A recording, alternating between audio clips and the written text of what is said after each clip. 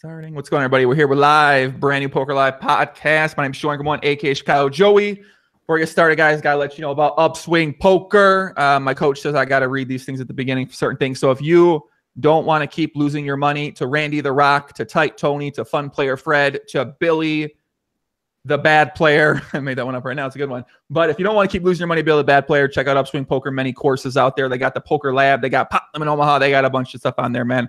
Great site, great content. And yeah, check it out. Link in the description below. Let's get into it, man. Join me today on the podcast is a man.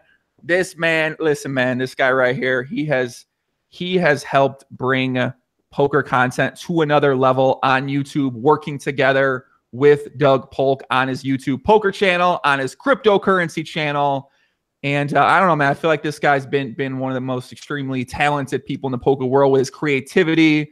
He's created all these really fun videos, and I think he raps in them too with an auto-tune voice, and you never know it's actually him rapping. And I know people out there have been wondering for years, what does this man look like? And I guess that time's finally here, man, because we're joined by the man, the myth, the legend, SrslySirius, aka Thomas Keeling. What's up, Thomas? What's happening, buddy? How's it going? What's up, Joey? Thanks for all the nice stuff you said about me. I feel like people, man, they've been seeing you on the poker forums, or they seen you on Twitter, or they maybe heard your name in Doug's video when he calls out Thomas, but they've never really, I don't think they maybe met you, or they've seen you, or they've heard much from you, man. I mean, you know, I've been out in the world meeting people and stuff. I mean, a lot of the players and people like that I've interacted with, industry people. I used to work for Bluff Magazine, so I would go out to these events all the time and hang out. We already have a comment chat. Guess Thomas Keeling, aka SrslySirius, because I had no clue his name was Thomas Keeling, so how can that be his AKA? And that's a really great point. You're right. I don't know if he actually has an AKA, because I think you're more just known as SrslySirius rather than your actual name. But I feel like Doug's been saying Thomas in the videos, so I think that you're actually, your name sort of sticking with the SrslySirius now. Yeah, fair enough. I mean, I guess I'm that's my internet alias. I'm best known by my internet persona, which nobody can spell. It's true. I tried to spell it out for the video today and I didn't, and then I had to Google it, and then I found someone else called SrslySirius, and then I finally found your actual name too. So was the SrslySirius, is that modeled after like was like a singer or something like that, an entertainer? No, man. Like I didn't think I was going to make an internet career or anything like that. I was just signing up on the forum, you know, to shit post. So I didn't care what my name was. I didn't think it was ever going to be important that anybody could spell it or remember it or anything like that. Heart Spirit in the chat said, Joey, please tell Thomas he's a fucking genius artist. Da Vinci is a tool when it comes to poker content. So I actually want to talk about that, Thomas. So I feel like when it comes to creating poker content, I know you're pretty like I don't think Thomas really ever going to say things like this. He's a pretty humble guy, but I feel like you do some amazing, amazing work that is very creative. And how I know it's very creative is because I see what other people out there do for poker content, and I see that they have no creativity oftentimes. Whereas when you and Doug work together, you come up with different angles, with humor, with different presentations, with different, I don't even know how you come up with a lot of shit, man. I'll be honest with you. I'm kind of watching, I'm like, man, I don't even know how they like think to throw that in or kind of do that. And kind of just talk about how you came to be at this point in your career. Well, I mean, it's kind of a long story, Joey. I've been making internet content for like 15 years now. I mean, I started on an old site called ytmnd.com. Have you ever heard of that? No. You're the man now, dog? No. All it is it's a picture of Sean Connery and some text, and it's just an audio loop of "You're the man now, dog. You're the man now, dog." And people would make similar sites to that. It would just be a picture, some text, and an audio loop. They would just be really, really simple sites. But people were doing really creative things with them. This is before YouTube. This is like where I feel internet memes were kind of born. It was on this website, but we didn't call them memes. We called them fads. So I wanted to get in on this. So, you know, I started learning how to make animated GIFs and stuff. You know, and I made some really crude animations and songs and things like that.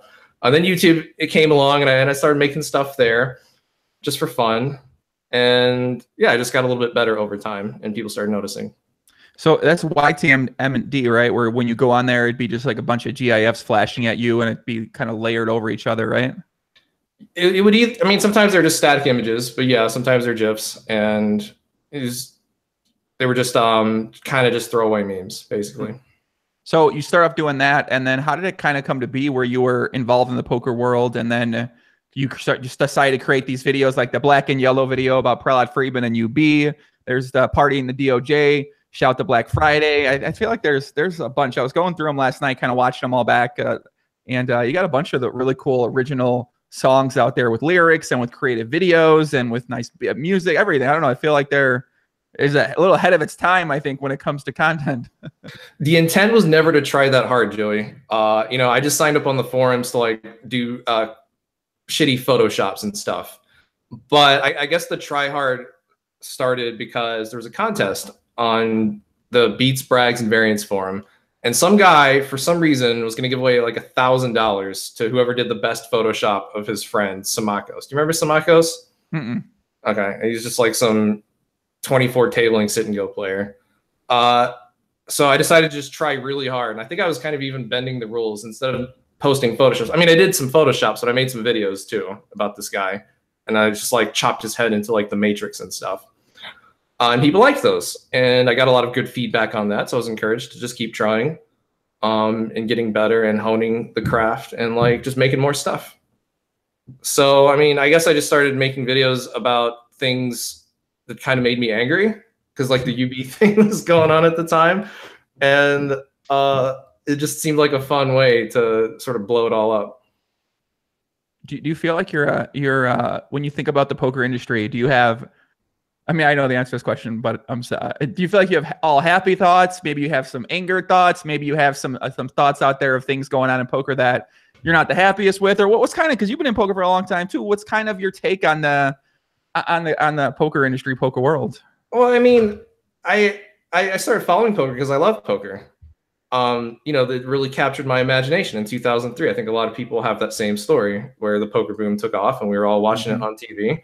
We started playing it with our friends and we started going online and money was falling out of the sky and it was all good. And then, you know, sometime around 2010, I guess a bunch of bad shit just kept happening.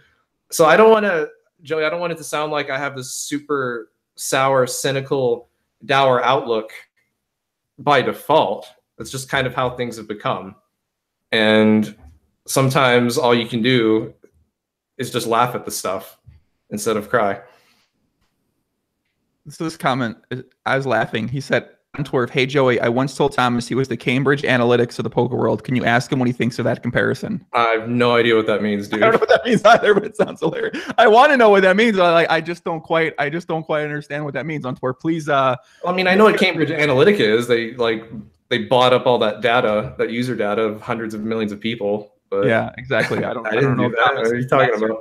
I don't know if Thomas is the master data over there. He might. I mean, I don't know. You might actually have the master data.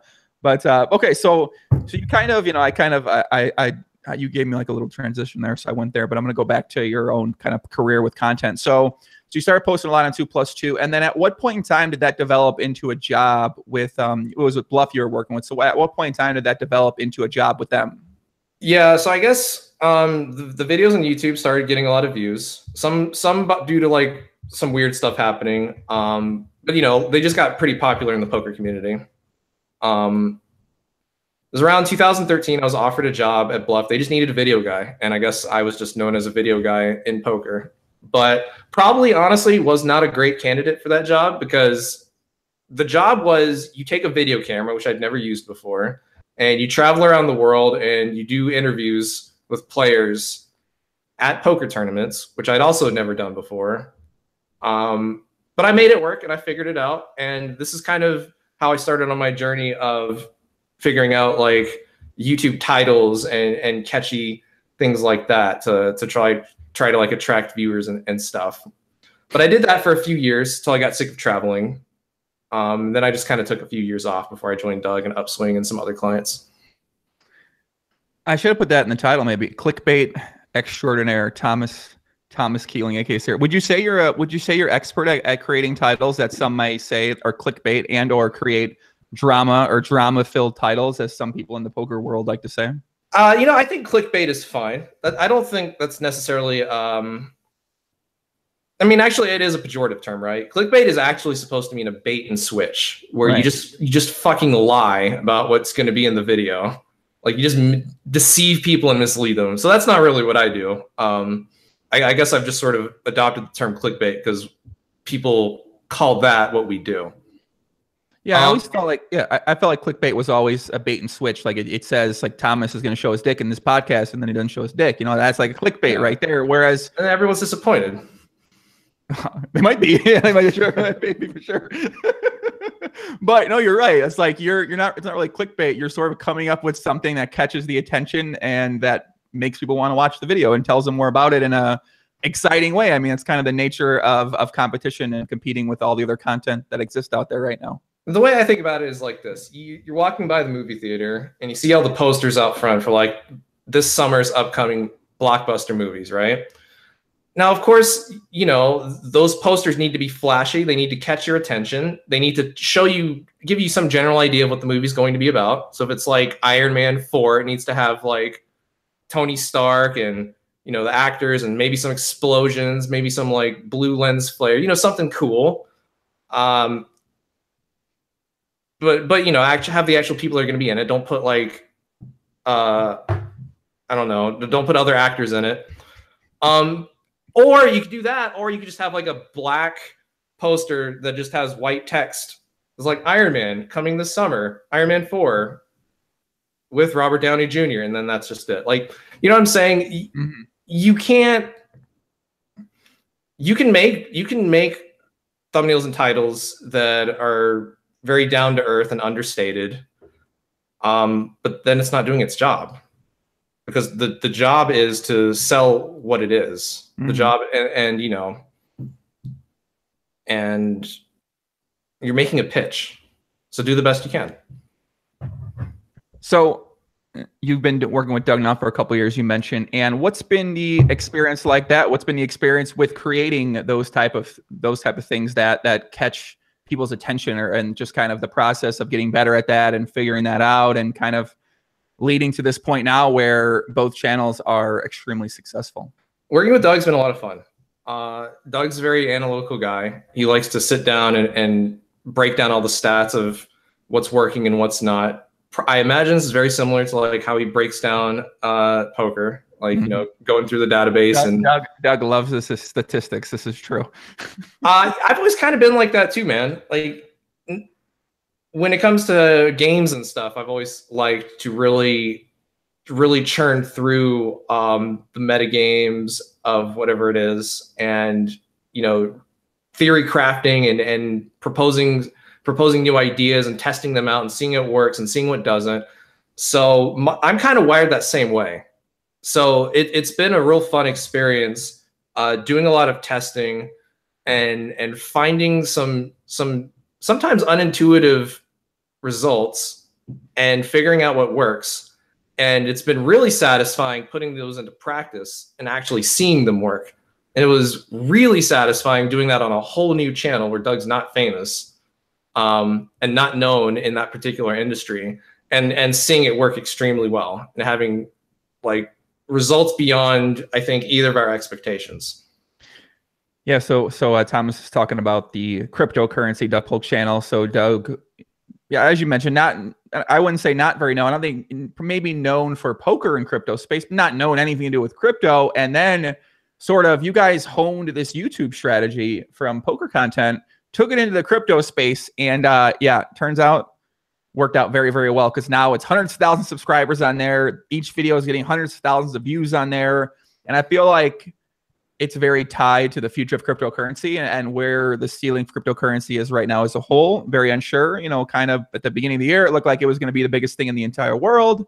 Fortnite took over, and now cryptocurrency, you know, it's kind of, it's not quite the topic it was a couple months ago, but at the same time, it has something that has potential to be, I mean, it could be one of the biggest things in the entire world in a few years if some things were to happen. And Doug's positioned himself, and you guys have created this content in that space to sort of be like the voice of cryptocurrency in a lot of ways, it seems like. Joey, you're absolutely right. We should have done a fucking Fortnite channel. We have 6 million subscribers by now. See this guy Ninja? He just came out of nowhere and just blew up overnight. It's crazy. Yeah, But crypto's kind of like that too. Everything in crypto for like the past 4 months has been soaring and taking off. Even if you look at you know, some of these other content creators in the space, everybody. I mean, I guess it's not a surprise, but it strongly correlates with how the market's doing. When crypto's booming, so is crypto YouTube. And when things are not going so well in crypto, people are less interested in watching the videos. Yeah, very interesting how that works. And you mentioned Fortnite too. Yeah, if we start a Fortnite channel, I mean, I don't know. I feel like Doug might start a Fortnite channel, and it'd be wild because I watch the videos. That's actually the main content I watch on YouTube now because I play Fortnite way too much right now, and it's crazy. I mean, it's a phenomenon. You wouldn't. I don't know if you would think something like that could still happen in 2018, where like these people blow up overnight and they get like legitimately famous. These people are legit. They might be more famous than movie stars, actors, whatever, and it might be with a certain demographic of people under 18. But at the same time, these guys are like legitimately famous now, and it took only months this happened with the game. I thought I was just getting old, dude. Like, I'm glad somebody else feels this way, where it just totally caught me off guard and seemed to come out of nowhere. I think Battle Royale only came out in like September, right? And it's already the biggest game in the world, I think, if you go by just like Twitch stats and stuff. Yeah, it is. I'm pretty sure I was looking the other day. It is. It's the biggest. I'm pretty sure it's the biggest game on YouTube when it comes to the produced videos and kind of the highlights and everything like that. And I think it's like a number of different reasons. I'm very curious to get your take on this. And it's not, Tommy Guns mentioned Ninja was big before Fortnite, so he was popular relatively for like H1Z1, but he wasn't like to this point he was now. If you go look at the sort of the transition with that, but I feel like that game specifically has a lot of things working for it in that, one, it's free. Obviously, that really works out well. And two, a lot of the highlights are very exciting to watch. You can watch them in passing. You can watch them as a compilation. They work well on social media to get it out there. And then you can go play it, do it yourself. I feel like there's a few unique factors for that setting, and it's free as well. And it's like colorful. It's fun. Like, I don't know. I feel like that's benefited so much to the success of the game. And if you compare it to something like poker, you know, there really aren't those sort of like postable moments, these little highlights. I mean, there are in some ways, but at the same time, it's just like, you know, they're a little repetitive in a lot of ways when it comes to a tournament. You know, how many times can you fucking lose with aces to kings and the guy makes a backdoor quadra? I mean, I don't know. You know, it's hey, like, no, the kids love aces to kings, Joey. You know this. It never gets old. When it comes to poker, Thomas, there's things that people really love. They love pocket aces and they love poker chips. Would you agree with this? They love the chips and the cards. They love quads and straight flushes. And they love like a certain 5 or 6 people if you put their face on. And it never gets old. So evergreen. I think it is 5 people. I mean, I don't know. How many people is it? Who do they love? They love Tom Dwan. They love Isildur One. They love... I'm struggling to find a third, to be honest with you, right? Who else do they love, would you say? Universally, they love. They love Daniel Negreanu. They love Phil Ivey. And they love Phil Hellmuth. What? Who's they? Oh, you mean they as in they watch the video? Yeah. Okay. I thought you meant like they as in the people watching. Like, God, I fucking love Phil Hellmuth. I mean, I don't know. I love Phil Hellmuth. Shout out to Phil Hellmuth. But I can't say, it doesn't feel like that's universally... I agree with that. Well, I mean, we're in our own little bubble, Joey, from, you know, the forums and social media. But if you're like in middle America, TV watching, ESPN watching, you know, old man coffee at the casino, they love Phil Hellmuth. Those guys think Phil Hellmuth is great. Yeah, it's crazy about the idea. I mean, I've been watching the craziest shit lately on just YouTube, studying, reading books, and just the idea of fame and like why people like certain people. And you have Phil Hellmuth. He's sort of known for being on TV as being like an asshole, but also being good at poker and having these results. And like now, as you mentioned, people in middle America are like, oh, like, I love this guy. I want a photo with this guy. It's kind of like, why do you like him? Like, what do you like about him? You like that he's an asshole. Like, what exactly do you admire the achievement he had? And kind of trying to figure out the answer to those questions has been something I've been thinking about a lot lately. And especially in poker, when we have these guys that people are big fans of, and it's like, well, why are you a big fan of that person? You don't really know them, but you see them play poker, and then you're a fan of their game, or, you know, it's kind of like an interesting thought I've been having lately, and there's really no answer, I suppose, to it. I think TV coverage goes a long way to influence people because, you know, when it's the mid-2000s and you're watching the World Series of Poker on television and you have no idea what the fuck's going on, all you can really go by is what Lon McCarron and Norman Chad are telling you. And they're telling you that this guy's the best. This guy is amazing. And then they'll show you a hand where, you know, he outkicks another player and wins a pot. And oh my God, did you see him win that pot? He's amazing. He's the best. This guy really is the best. He just won that hand. And that makes sense to you as somebody who barely understands what's going on. And that leaves an impression with people, millions of people. Mm-hmm. And I mean, you know, there are certain things that you and I might watch and kind of roll our eyes at. And I'm not saying Phil Hemley sucks or anything. I'm just saying though that that's why it's very easy to leave an impression with people when they can't contextualize what's happening and they need guidance as to what's really going on. So those legends were born based on a narrative that was lent to them by the television production. So as far as TV was concerned, the all-time greats of the game were guys like Phil Hellmuth, Daniel Negreanu, Phil Ivey, Eric Seidel. Who else was really popular on TV? Scotty Gwynn, Gus Hansen, sure. I mean, I guess all the full tilt guys, right? So like Howard Letter's amazing. He's totally not a nit. Neither is Chris Ferguson. Those guys. Mm-hmm. You know. Yep. Yeah, I think that's kind of it's very, very interesting point you make about when you don't really have enough information, or you don't know for sure, so you rely on these people on ESPN or these announcers or whatever kind of industry you're going into. You rely on the people in that industry to let you know who's good or who's this or who's that. And I think back in the 2000s, a lot of us really didn't have an idea. You make a good point, because I used to think everyone on TV was the best. Like Cloney Godwin's on TV, she's one of the fucking best, man. She's on Full Tilt, she's a Red Pro. And then you start to realize, and that was the narrative that was being told to us, like, oh, this guy's back, this guy's here, this guy's there. It's like, oh my God, he's so good.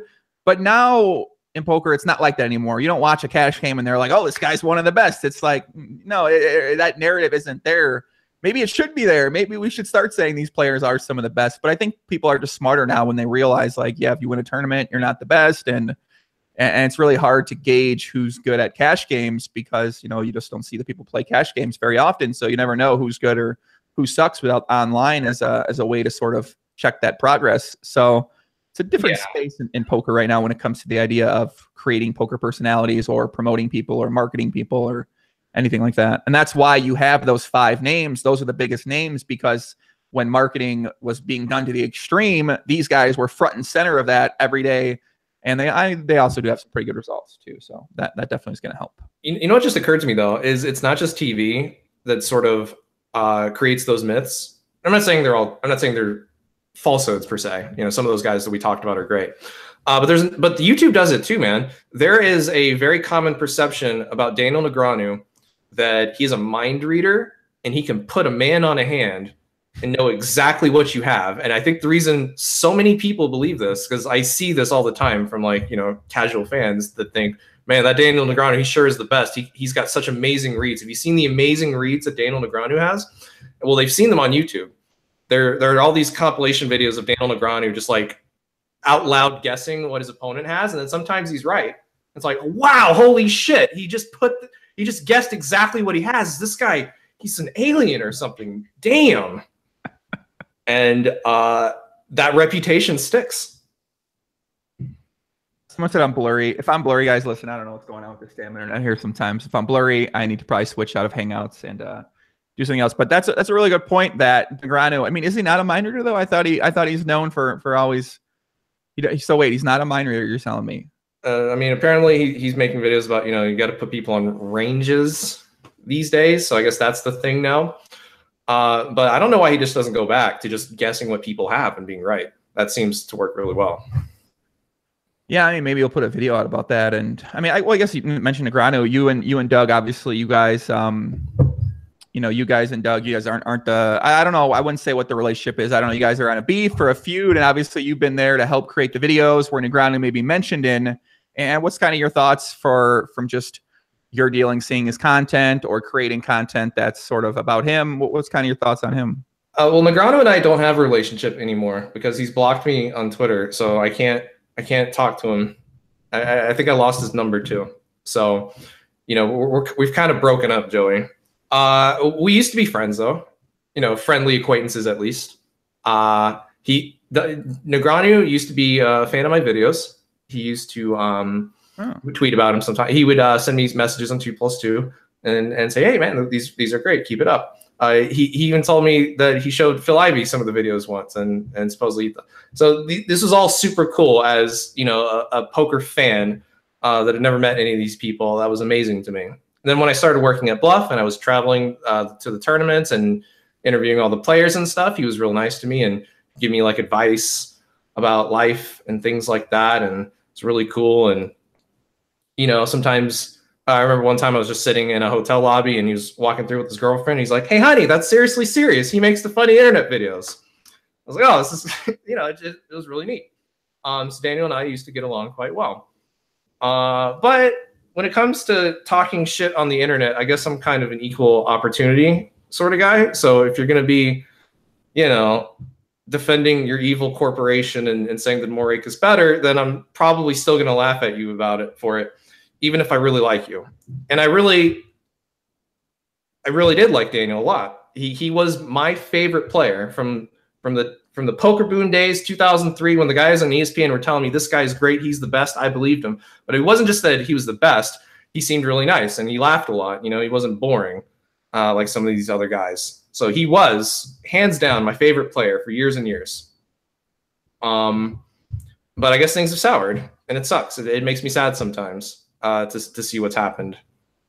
So yeah, things not so good these days because I just really hate the company that he represents. Mm-hmm. I mean, obviously, I feel pretty similar as you do in terms of my past and kind of thinking, you know, enjoying watching him play and him being one of my favorite players too. Sort of just watching, think about a favorite person, someone you enjoy watching for personality or their play style or their play type or whatever. It's just entertaining too. And yeah, I mean, it's kind of hard to. I guess you can't really separate the two things, you know, when you have somebody coming out saying things like that and saying Morake is better, obviously, or fuck the regs or, you know, things like that. You know, I don't know. It's really hard to support that in a lot of ways, but it doesn't seem like the rest of the poker community feels that way. It seems like no one cares. No one says anything else. Like, you know, it almost seems like when you think about like a few people really care about it or they voice their opinion and they realize no one cares. Then they go back to just sort of whatever it is, what it is. And I don't know. I find that really interesting in the poker world because obviously Negreanu has relationships with all these different companies. He's the most popular person in poker. Everyone's going to want to work with him. So when you have companies that are creating content, you know, they're definitely going to overlook those things and maybe not really care. And then if you're critical of him or if you're critical of that, people are going to look down upon you for being critical of that when they probably should be critical of that too, but it's just because it's Daniel and Poker Stars and that kind of shit. And they want a job or they want to work with them. They don't act that way. And I find that part quite fascinating in the poker world right now. Yeah, man. I mean, it's always been like that. Conflicts of interest are pervasive in the poker world. It's a huge problem in media where like you need to maintain healthy relationships with all these people. So, you know, if there's a company that is not paying players or is, you know, has super user software or anything like that, you might not necessarily want to write negative articles about them. This was a huge problem when UB was going tits up. They were still running this is a huge problem with Lock Poker. And it's kind of a problem with Poker Stars, especially if Poker Stars is going to be buying media outlets to write nice things about them. But it's a problem with players too, where, you know, networking matters in poker, and you can't just burning bridges can hurt your bottom line. So you don't want to be firing too many shots, being overly critical of powerful people in the community. I mean, I'm not saying there's like a conspiracy or anything, but it just makes sense to look out for your own self-interest sometimes. And even when it comes to like representing a company like Poker Stars, it's hard to turn down the money. Mm-hmm. I mean, it's easier to razz Daniel for doing it since he doesn't, you know, since he talks a lot about integrity and doesn't necessarily need the money. It's harder to give, you know, the lower guys on the roster a hard time for taking that Poker Stars money. I mean, I would not take Poker Stars money, but I can understand why some like, you know, some lower stakes players would do it. Yeah, I'm the same way. I mean, I'm not very, you know, when it comes to BID being critical about some of these guys that are streamers on Twitch. I mean, this is how these guys make money, man. These guys aren't millionaires, dude. These guys aren't going to Golden Knights, sitting the ambassador for the fucking Golden Knights, kind of players like that. These are guys that not making a living at poker. They're making a living at with their contract with Stars or with streaming. So I'm not going to be critical of these guys or saying like, why aren't these guys coming out and saying this or saying that? And I would hope that they're letting their viewers know that, hey, I mean, you're not going to win money on this site. They don't want you to win money. Like this, this is how they design the system. They're designing the system so you lose. So don't believe that you can make it like me as a poker pro. I'm not a poker pro. I'm someone who plays poker. I get paid by a company and then I stream poker, but I'm not making my money playing poker. So don't be fooled. I would hope they're saying that. And if they're not, that kind of sucks. But well, I mean, I think the implication is that they're professional players. It's called Team Pro. Right. I mean, I guess there's Team Online too, but still the implication is that they're all winning players. And I mean, is the dream dead, Joey? Is the dream dead that you can? Well, you look like you want to say something. It's a great question. I mean, I think about this a lot. Is it dead? I mean, we talked about. I think maybe Doug or Phil talked about this one too. I think it's dead in terms of, can you run it up? Can you be like the next Tom Dwan, or can you go from the micro stakes to the high stakes? Can you have a run like that? Can you make something of yourself to that ridiculous extreme? I think that dream is probably dead for a lot of people out there. But can you still make some money? Can you still make a living? Can you still hit a big score? That dream is 100% there. But can you get to the top of the highest stakes or even play relatively high stakes, 5, 10, 10, 20 regularly? I feel like that dream is very unrealistic for a number of different reasons. And for you to be able to do that and get to that point, you need to sort of like run really well on the content you find, on the study material you find, on the site you happen to choose to play on. Because right now, if you choose to play on PokerStars and you don't know any better, like you're probably not going to make it. Whereas if you happen to maybe choose a different site with very soft games and actual security and no bots on the site, which is a very rare site as well too, then maybe you make it, you build it up, you learn about the poker world, then you might find your way to the right content, you might find your way to these certain things. So it's like a lot of different things need to go right for you to be able to get to that point where you have potential to get to the highest stakes. And whereas back in the day, all you do was load up PokerStars, make an account, and start fucking playing. And there was a realistic chance you could find yourself at mid-high stakes with some hard work. Were you saying that Stars is less secure and more bot infested than other sites? I'm saying that Stars probably has a lot more pre-flop software going on, and we can decide whether is this a bot. I don't mean it's something, right? It's software. Is it a bot? I don't know. Are there bots on the site? I'm going to 100% say there are bots on the site. Do they have security working against these bots? I believe that they do have security working against these bots. Do I think they've stopped them? Probably not. Do I think that the current system on there with rake and with rewards and sort of with the conditions in the ecosystem where you have a lot of players who are still grinding out these very, very, very small win rates and playing a lot of tables in the games, just sort of making the games and experience worse and worse as each day goes on? I believe that's probably the biggest, that's going on the most at PokerStars, at any poker site. So I think for those factors right there, those are sorts of things you have to overcome that aren't as prevalent on other sites from my experience with the bum hunting, seat scripting, and all those kind of shenanigans that are going on. Okay. I mean, of all the things that you can hate on Stars for, I thought that was an area that they were quite good in.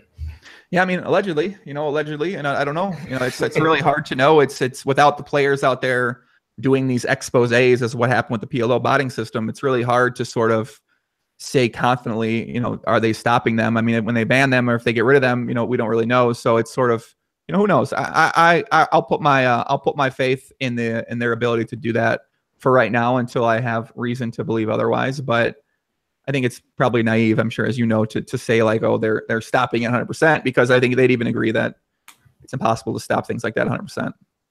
Yeah, as far as the rewards and stuff goes, people will say, well, they're business. They're a publicly traded company. They're in this to make a profit. They're not a charity. And that makes sense to me. And it's hard to argue with that. I understand that, that companies need to make money. The main thing that I guess that's really bugged me always, that I have not liked about PokerStars, is the way that they do it. The condescending way they do it, the dishonest way they try to like conceal their motives. When you've got Lee Jones saying things like, "Oh, we don't show rake in the lobbies anymore because nobody wants to do complicated math problems," or we tried lowering the rake in micro stakes, but all these predatory players just came in and poached all the mic. We have to protect the play. Like, that's insulting. They feel like Mom Court, where or Are we? Is this thing still on? Oh, we're still on for sure. Oh, okay, yeah. okay. I just saw it go black for a second. So I just wiped something off. I mean, well, so I dislike that, and obviously I dislike the Supernova Elite thing, which was just a straight up scam. And I don't know how they got away with that. I'm surprised nobody sued them for that. That's just stealing millions of dollars from players. Kind of, I mean, I guess not breaching a contract, but at least blatantly false advertising. Yeah, I mean, I think that's kind of a big reason why you might see certain people like Doug. You know, Doug obviously made his name in poker, but anxious to get out of poker, anxious to start venturing into other industries. Well, why is that? Well, it's like, well, why would you, like, this is the industry you want to stay in? Question mark. Like, why do you want to stay in this? You know, what is it that appeals to you? Does it appeal to you that the biggest company basically like lies to people out there? The biggest company out there takes millions of dollars from the players. The biggest company has as a promoter who just, you know, says a bunch of bullshit out there. You know, like, I don't know. I see why it's not a very appealing industry for a lot of people out there to want to be in or want to get out of. And I think there are a lot of positive things too, if you don't really look at that stuff, but it's hard to ignore that stuff for forever. You know, it's really hard. You can't treat people like they're all a bunch of retards.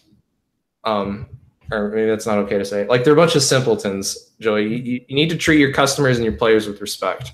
And assuming that they're all idiots who don't care about rake, maybe that's not on their radar, but I'm sure they would care if they were aware of it. They certainly care about winning. You know, I think it's dumb to paint recreational players as just degens who just want to play slot machines and open chests and don't care whether they win or lose at the end of the week.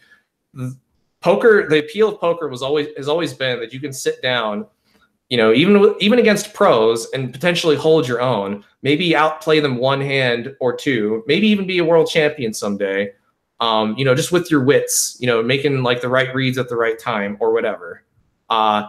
Maybe the dream hasn't always been like actually going pro, but for some people it is. This is why I think this is why people looked up to Tom Dwan so much, because he was the poster child for just that sort of thing. So this attitude of fuck the pros, as Daniel likes to say, or as Daniel likes to say by proxy, is toxic, I think. And I think it's very counterproductive. And you can't just treat your players like children. And if that dream, I disagree with you that the dream's dead, but it might be dying. And this hostile attitude towards winning players, I mean, I get that you need to have net depositors and all that, and to some extent protect losing players. You don't want them just getting completely destroyed. But you can get carried away with that on the other end too, man. And, you know, if at some point, what's even the point of having team pros when you're anti-pro? What's the point in, I don't know,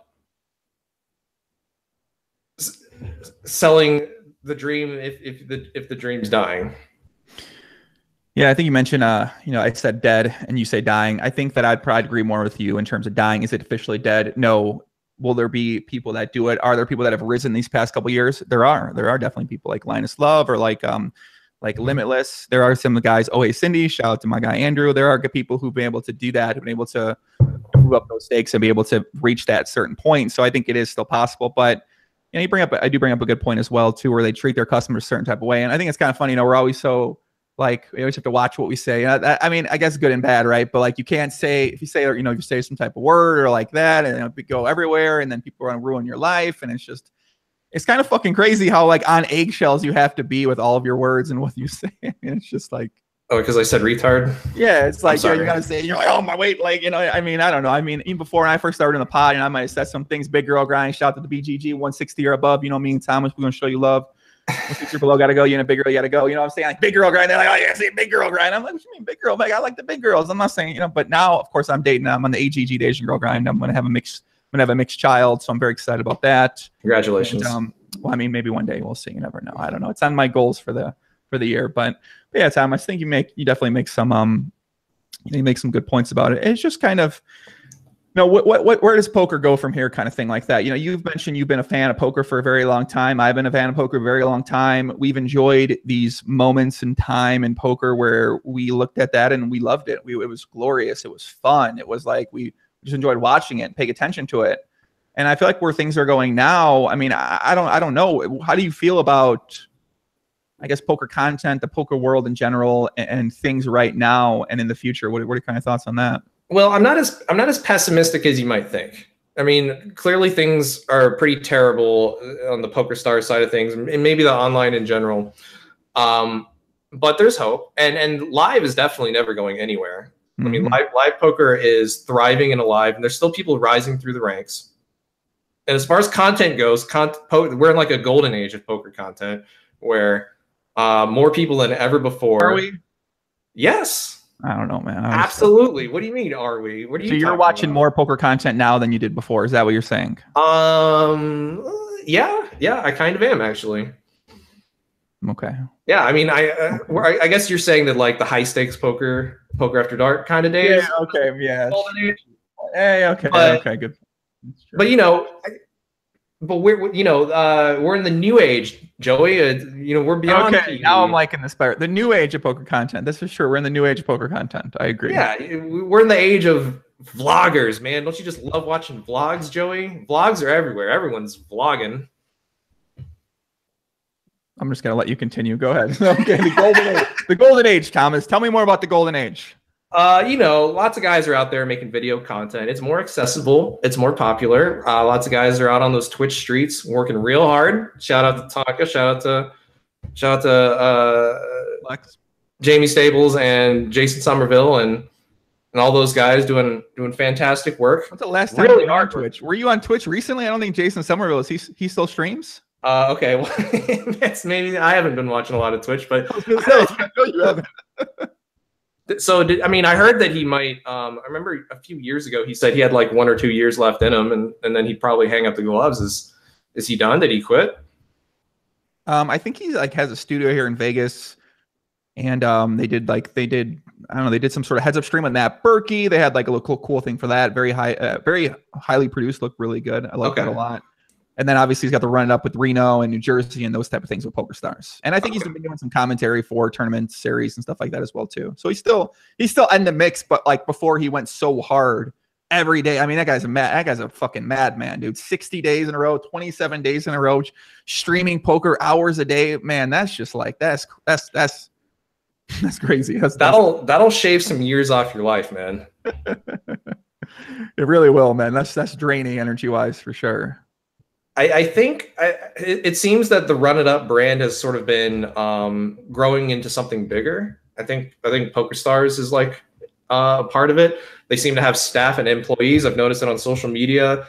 They've been doing like a lot of Twitch highlight stuff. So and obviously the live events too. So again, that's not my favorite type of content. These like silly highlight videos they're doing with goofy sound effects and stuff, but it's a thing, and there's more of it. And you got more people doing the hand breakdowns, like the poker guys. And I guess they've been at it for a few years, but they were a bit of a pioneer in sort of that regard too. So there's all kinds of stuff like that, Joey. And then not just YouTube. I mean, I guess poker's even bigger on social media than it used to be. You got Instagram stars now that are poker Instagram guys. Like I gotta talk. How familiar are you with the poker Instagram stars? I'm really not that deep into the poker Instagram stuff, Joey, but I'm aware of it. I know there's like the New York Poker King, and hashtag King was a thing for a little while, and some silly shit like that going on. How deep into it are you? Well, I'm very deep into. I don't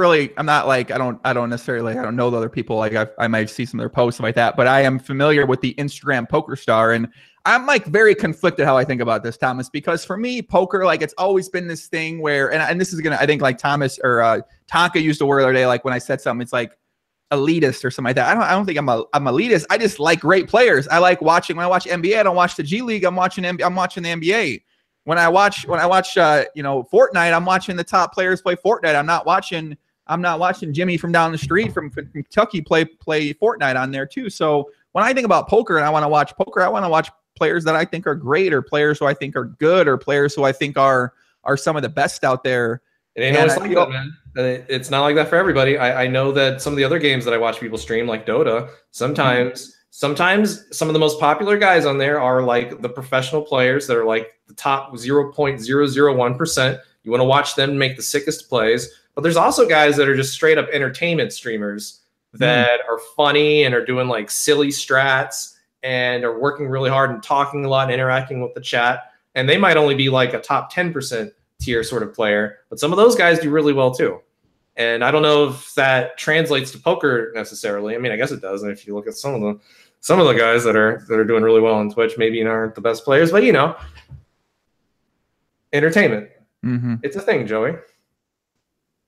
Yeah, I don't know. I guess it's not. I mean, maybe it'd probably been entertaining for me, back kind of in the day, I suppose. But I guess right now, I don't know. I've always enjoyed. Like, I think about what the content I've enjoyed the most. I enjoyed all the World Series of Poker like stuff before. I kind of like watching those. I think it's mainly maybe like you enjoy a combination of high stakes with people that and personalities that you're familiar with. And I feel like now a lot of the stuff's very segregated in a lot of ways because each person has their own thing and they don't really do much together. And I guess PokerStars started doing some stuff, coincidentally enough, after I put out one of my videos where I said they should be doing a lot more stuff with the team together. It doesn't make any sense. You have all these group of people and you never actually put them together for content. It doesn't make much sense. But now they finally started doing some more of that.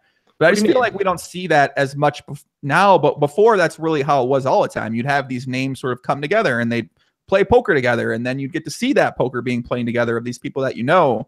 And right now, it's like you sort of might know the people, but you don't really ever get to see people play poker, which is we're in the poker world. You're going to see them play poker and even really talk about it. It just seems like everyone's their own thing and their own channel, their own this, their own that. And that's good in a lot of ways because it has more content out there.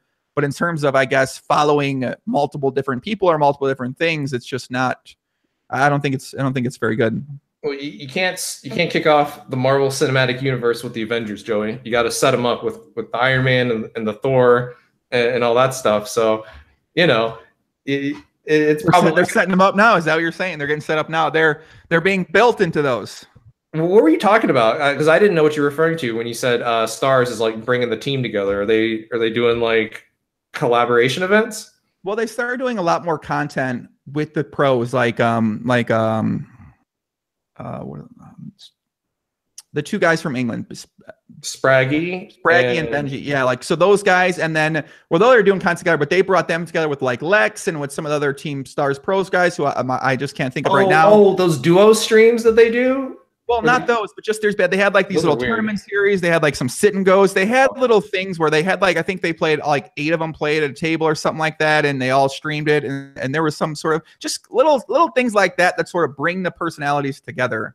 I feel like those things are things I really enjoy. I think both approaches are fine, dude. Both are fine. Sometimes some people just want to watch a guy just grind some Sunday tournaments. And you don't need to just bring in the whole team on for that. I got to keep talking to you. I'm getting 1% more excited about, I don't know. I just don't play tournaments, Thomas. I don't give a fuck about tournaments. That's, I think, what it comes down to. So now it's like all the cash games at live poker. It's like, I'm not going to go Bellagio and watch live cash game in Bobby's room. I can't do that. I'm not going to sit outside the glass and like peer in like what's happening out there. You know what I'm saying? Like, it's just the cash games have sort of gone away. They're not really alive anymore, unfortunately, online. And they are to some extent, but like, maybe they were never alive. I don't know. Maybe I'm delusional and they were never alive. They were alive to me. I don't know what you mean. They were never alive. What are you talking about? In terms of people following along with them, in terms of people being, I guess, turning into personalities from cash games, in terms of people talking about them, people covering them, people being hyped about them, sort of conversation about them.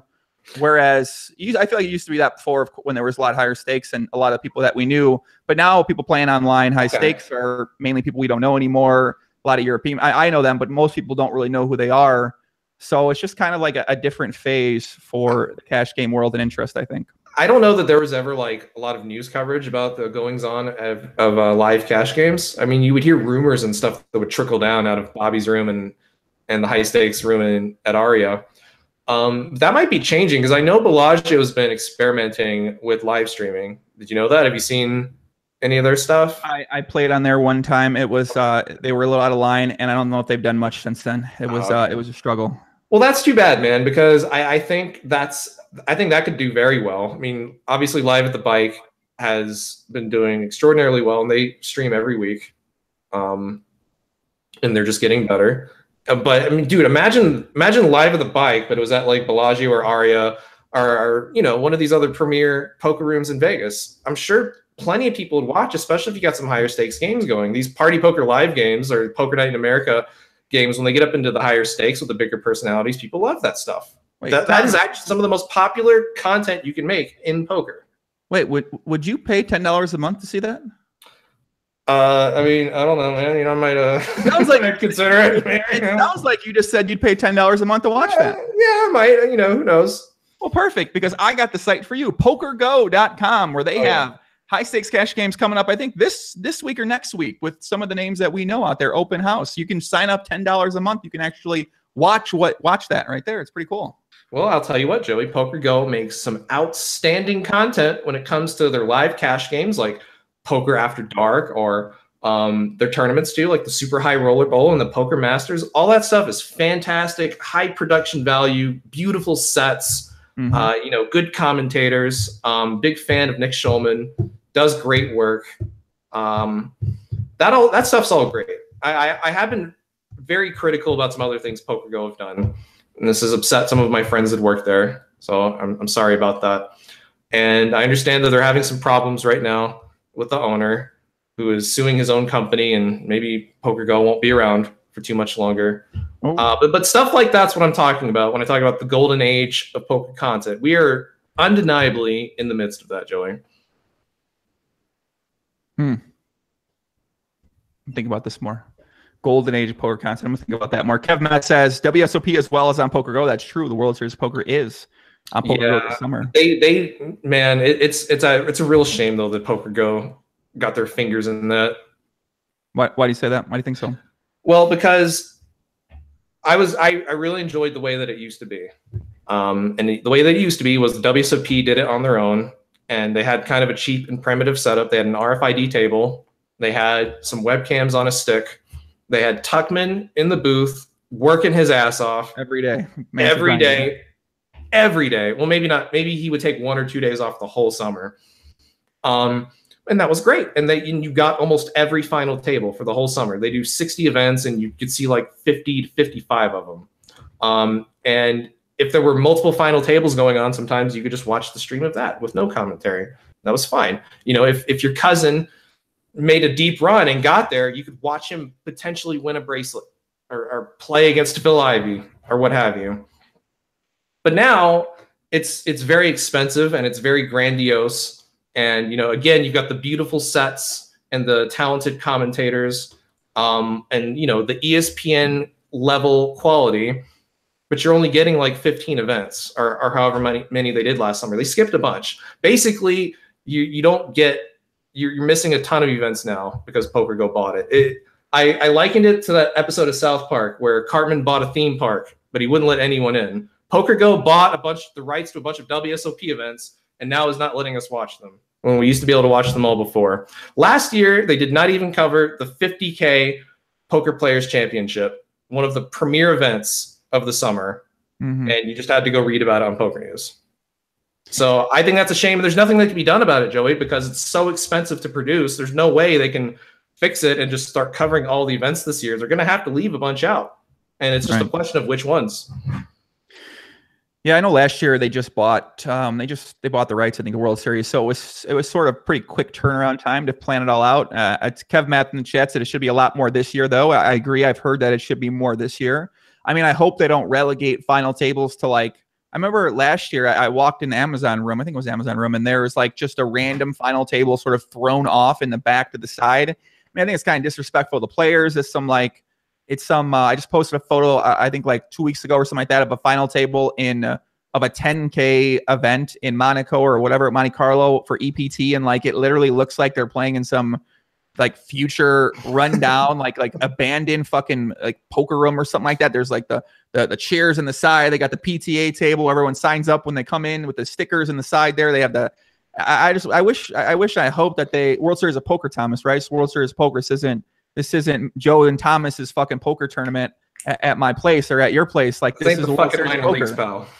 What do you say? So this ain't the minor leagues, pal. That's what I'm saying. This ain't Little League in fucking Kentucky. This is the World Series of Poker in Las Vegas. Like, you'd think people travel all over the world. This is a premier poker tournament series in the entire world. You'd think they'd be like, okay, let's like treat these final tables a little bit of respect and like give them a proper experience, not just throw them off to the fucking side and be like, all right, you guys go down, get down there. I don't know. I hope that there's they're treated a little bit better this year, because that kind of made it's kind of sad. You know, it's just like, I don't know. I feel like it's something special to make in a World Series poker final table. Well, Joey, I think it's always been like that, though. I think it's always been, they had their what do they call it? The mothership, the big fancy stage. Yep, mothership. And then you know, there would be like 2 other little final table areas. So, you know, if there was like a 10K prestigious event that was at a final table, that would get the mothership. And then, you know, if there's like a 1K limit hold'em or whatever, then that would be tucked off to the side. For as long as I've been going to the World Series, which has only been since like 2011, that's the way it's always been. It's just, but at least they would still get, you know, coverage on Poker News or whoever was doing the live written updates. Yeah, Eric Matthews said it's a Super Bowl of poker. It should be treated as such. I mean, I would agree with that for sure. The Super Bowl of poker was actually a thing. That used to be its own thing too. What was that? Where was that at? You don't remember the Super Bowl of poker? No. Is this a show, or is this the main event? Was this something they called the main event? No, it was a different poker tournament. I think it was meant to compete with the World Series. You know, the World Series, the Super Bowl. I mean, they never did the Stanley Cup of poker, but I'm sure that was in the works too. Hey, I think it was all. Don't give them ideas, Thomas. They're listening right now. Don't give them ideas. Yeah, I think it was Amarillo Slim's idea. I think like he ran it or something, and yeah, that was a thing for a couple of years. That's true. TJ Cloutier won one of them. I don't remember. Kevin would probably know. Yeah, you're right. That was during 80s and 90s. It looks like. That's true. Kevin Matt says the main event is the Super Bowl of the World Series of Poker. I think that's definitely true. Yeah, I don't know, man. Maybe for when I think about it, man, I just been thinking about this stuff way too much lately. And at some point in time, when you've been in poker for a long time, and sort of like the game that you play is just not necessarily put out there, because I play a great game, Pat in Omaha. And I don't know, maybe it's for me, my own views on things sort of change, and what I enjoy changes, and what I want to see changes. And whereas a lot of other people, they enjoy these other things that are out there. They enjoy Nolan Hold'em still. They enjoy tournaments. They enjoy watching these things still. And yeah, maybe I'm just my own personal interests are different. You're getting a little jaded, maybe. I'm not sure if it's jaded. Maybe just uninterested. I don't know. You know, like I don't think that's like a bad thing to be uninterested in sort of what's being put out there, and you're not always going to be interested in everything that's out there. So, I don't know. I don't think it's like maybe jaded. What's jaded mean? What's the definition of that? Jaded is just when, like, I don't know, you've gotten worn down over the years, and oh shit, yeah, maybe tired, bored, or lacking enthusiasm, typically after having had too much of something. I might be, Poppy. Damn, this is okay. I might be when it comes to certain things. It happens, man. You know, and then some people move on from poker and they get into other things. Me, I'm very. It's weird, man. My online persona is just so negative sometimes. I'm just always talking shit about various things that I'm dissatisfied with in the poker community. But at the end of the day, I'm still pretty optimistic about, you know, the future of the game and stuff. There's a bunch of people in it that I don't like. There's a bunch of trends in it that I don't like. But the game is still great, and it still captures the imagination of, you know, of the players, of the casual, fun, recreational players. I think it's always going to have that appeal. I mean, if you think about it, poker right now is way bigger than it was in like 1995, isn't it? Isn't it just like incomparable? I would think so. I'd be curious to see if we could find some statistics of that. I would imagine, how could it not be? I mean, would just think, yeah. I wasn't around, but I imagine if you went into a time machine and you went to like Commerce or I don't know, Binions or something back in the day, that, you know, the rooms weren't as full. There weren't as many people playing. The stakes were probably not what they are today. Certainly content was not what it is today. You know, things are bigger and greater than ever. I mean, sure, you could say that we peaked in like, I don't know, 2006, 2008, 2010, sometime around there. But I don't think the game's going anywhere, Joey. And in some ways, the game may be bigger and better. Might be from I think it's actually better from a tournament perspective, because you have so many of these high roller events. You have these sort of prestigious events. You have more tournament poker playing series. Like, I mean, say what you will about Poker Masters or anything like that. I think those are kind of cool, man. They're cool to try out, see what happens, like package these tournaments together as a series and sort of change the narrative of what they then become and then what people perceive them as. I think that is a really cool idea. I'm surprised more tournament series don't try to do things like that.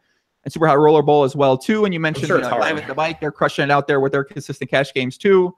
So I think from those perspective though, we are at a pretty good time. And if you enjoy watching those, I mean, this is kind of, you got a live stream every day, it seems like, and you get a high roller every other weekend, it seems like, out there. So I think if you enjoy watching that, definitely we're at a pretty cool time for things. It does kind of suck that some of the bigger and cooler things going on are privatized. So you've got like the big games in Macau or Philippines or whatever. And you've got, so there's even like, I've heard there's even tournaments that are like behind closed doors that people won't talk about. So it would be cool if everything was just out there for the spectator to take in and enjoy. But I can kind of understand. But that's why we lose superstars like Tom Dwan and like even Jungle Man, you don't see or hear for much. And I guess Phil Ivey's out there doing stuff. And Andrew Roble, these guys that seemingly fell off the face of the planet, they're still out there doing stuff, apparently. I guess they're not all, sewing sneakers in the basement. They're doing big things that we can't see, that we can only hear whispers of. So it'd be cool if that was more out there, but I'll take what we got. Yeah, I agree. I think that a lot of those, or maybe some of the high stakes games used to be out there because we'd watch them online. But I mean, a lot of, it's kind of funny when you think about where did these guys go?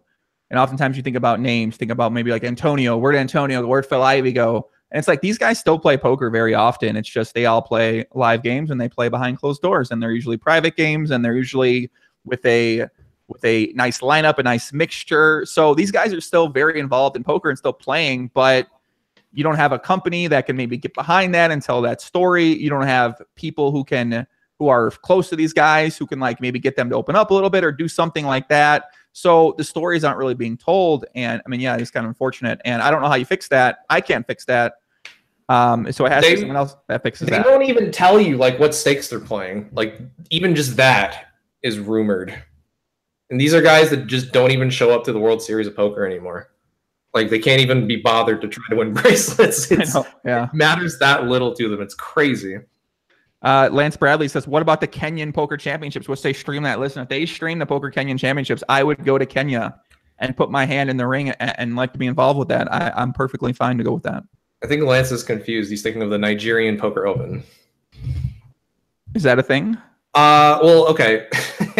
I may have invented a fake tournament series and submitted it to Hendon Mob and gotten it listed for the lulz.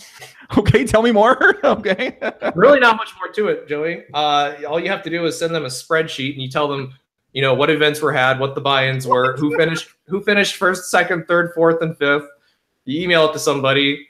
I was thinking about trying to get somebody. I was thinking about trying to decide who the GPI player of the year was and gaming the system like that just for fun, but they started to catch on, so I didn't go too far with it.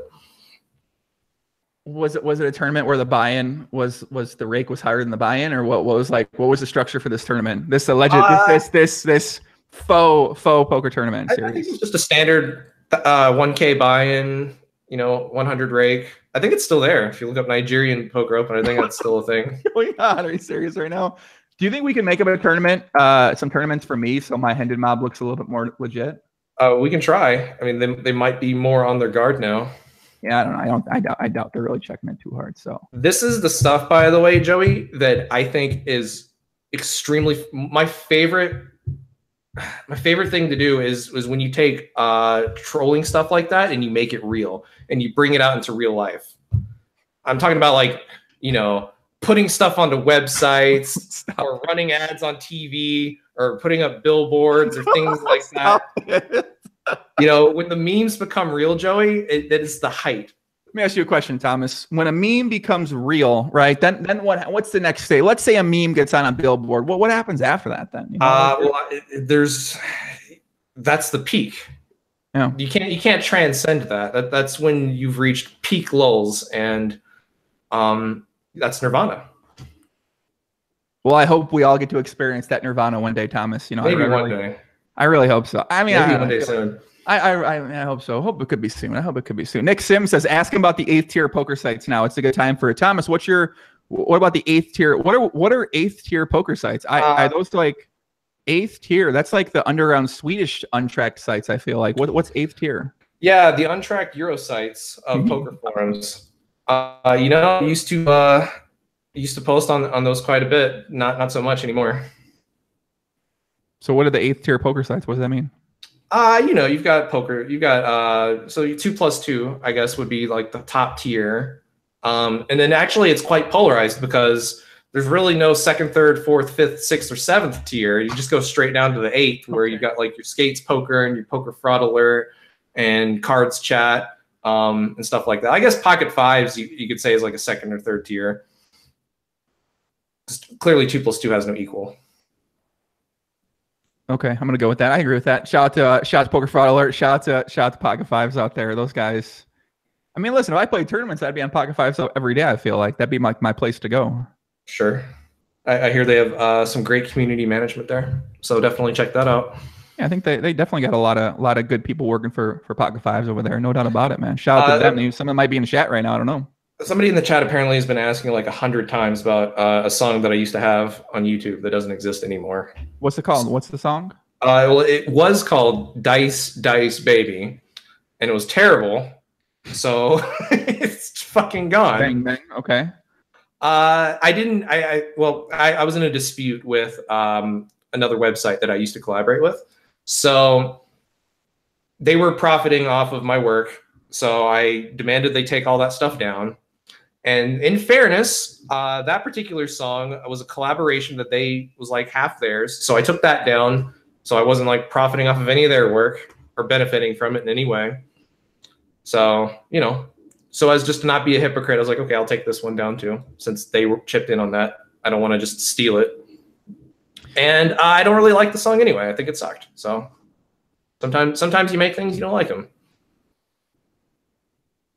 Bling Blang Blow is my favorite child song. Did you make Bling Blang Blow? You didn't make that, right? No. Okay. A lot of people seem to think that was me, but I can't take credit for that one. Yeah, it's a classic song. But you mentioned actually something interesting about stealing content, right? And obviously, when we create poker content, sometimes we might use hands, or we might use different things, or use different videos. And what's been your experience with sort of figuring out content to use? Because obviously, Doug had to take down the high stakes poker videos, I think, and maybe some other ones. I can't remember if it was just high stakes poker or not.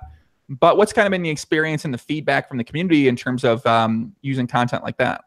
Well, Joey, legally, when it comes to things like hand breakdowns, it's totally fine. Well, I'm not a lawyer, but I think it's generally accepted that falls under fair use. And what fair use means is it's okay to use others' content if it falls within 4 different categories. So it's like the nature of the work. For example, if I was to make a video about the latest Avengers movie, I don't know why I keep talking about these Avengers movies as examples, but let's just use that as an example, okay? Let's say I made like a 3-minute YouTube video where I just give my review, and I include a few short clips of the movie as I'm talking about it as like a visual aid, right? Nobody is going to say, oh, I already saw Thomas's review on Avengers, so now I don't need to go see it. It's not as if I posted the whole movie up there and somebody was able to watch it, and now they're not going to go to the theaters and pay the money, right? They'll still go buy a ticket unless I said the movie sucked and they don't want to watch it. But you know what I'm saying, right? I have not replaced the original work. So that's one thing. Generally things are okay if they're educational or newsy in nature. So like if you're reporting on something that happened and you're using a small portion of it, that's fine. If you're using it to teach somebody a thing, parody is protected. So you can't say, don't make fun of me by dressing like me and sounding like me and making fun of me because you're appropriating me or my work. That's all protected too. So yeah, the high stakes poker thing was pretty fucking lame in my opinion, because if you go on YouTube right now and you search high stakes poker, you're going to see stuff that was posted like 10 years ago by random YouTube accounts that have millions of views that still exist. And apparently we're not subject to takedown notices. I don't know why Doug was targeted specifically.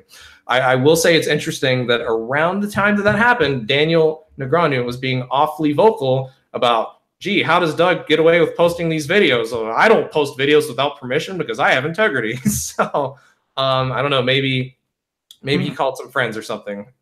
But we took him down anyway, just because the thing is, even if what you're doing is protected under fair use, you still have to fight it and defend yourself. So there was a landmark case recently with H3H3 Productions, which is a very popular YouTube channel.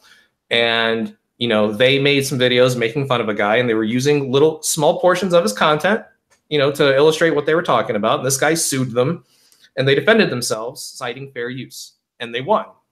So if you want to go see, you know, a creepy pickup artist get made fun of, go check out Bold Guy videos on YouTube. H3H3 does fantastic work on that. And I think poker hand breakdowns are in the same kind of category. And I think song parodies are kind of the same thing too. But YouTube's weird, man. They'll still demonetize your videos or monetize them on behalf of other people sometimes, and it's not fair. And you can try and fight it, but you know, things don't always pan out as they should. Mm-hmm. I feel like you guys are very heavily inspired by H3H3 in terms of videos and ideas, and sort of like the very similar style in terms of working in the comedy and working in some, yeah, I don't know, I feel very similar kind of thing. I was a huge fan of H3H3 production, particularly around the time that Vape Nation came out. I was just blown away by that video. I thought it was one of the funniest videos I'd ever seen. So yeah, no, I showed Doug H3H3, and he quickly became a big fan too. So sure, that's certainly a bit of an inspiration. You know, I think a lot of like artists and comedians and stuff draw inspiration from some of their favorite people.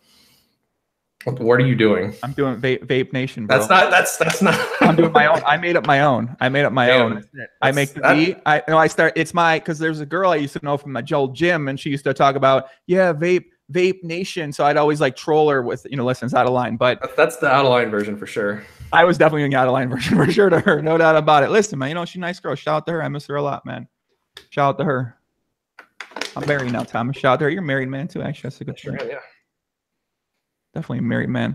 You mentioned earlier you don't like some of the trends happening in the poker world right now. What are some of those trends that you're not a fan of?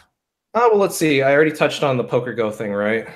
I don't like the way they bought WSOP rights and have locked some of it away in a vault.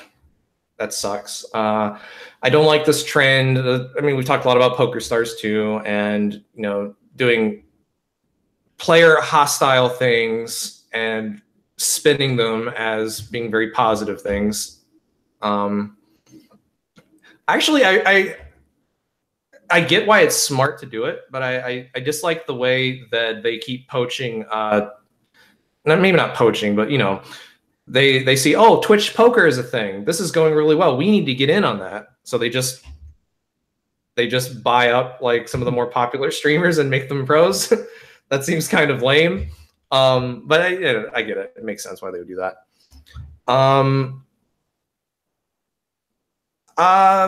Off the top of my head, other things, I guess the state of like offshore sites is disconcerting. You would know a lot about that, Joe. You've done a lot of great work in that area, like with ACR and that kind of stuff. Things are getting better in that regard, though. Like Nevada, New Jersey just merged liquidity, so that's all going great. I haven't played it yet, but I hear it's going on. I think somebody in the chat was just saying there's 2550 PLO running on WSOP.com right now. That's crazy. I'm actually generally positive about the way a lot of things in poker are going. Yeah, I think there's a lot of really good things out there going on too, as well, with you know, with potentially the segregated poker in America, of course. I would say there may be more legislation on the horizon, but I only know one state right now, Pennsylvania, that's going to be coming on a couple months, I believe that is. Party poker. You just had that Supreme Court ruling with this. I mean, I know it's different, but you know, sports betting is. I mean, that could culturally shift some things around for sure. True. That's true. I dislike the trend of blocking people on social media because you're tired of getting made fun of, and you're a thin-skinned little boy. I think that's kind of lame. Don't block people on Twitter unless you're being actually harassed. That's kind of weak. Okay, all right, let's talk about this. So I went to Grano, blocked Thomas, blocked me, blocked Doug. Who else is blocked? Is Fees blocked too? Fees is blocked too. He blocked 2+2 Mason Malmuth for some reason. I have no idea why he blocked you, Joey. What did you do? I think I made like I don't know. You posted something about hockey or something like that, and I put in like a rake thing. I don't know. You had enough, man. You know, you had enough. You said earlier that you were like disappointed that more people weren't, you know, speaking out about that stuff. But I tell you, man, every time I see that guy post on social media or make a video or something's written about him, there's always a few guys in those comments making quips about Morake being better and stuff like that. I think it's becoming a part of his identity. I don't think it's something he can run away from. I think it's something he's going to need to acknowledge.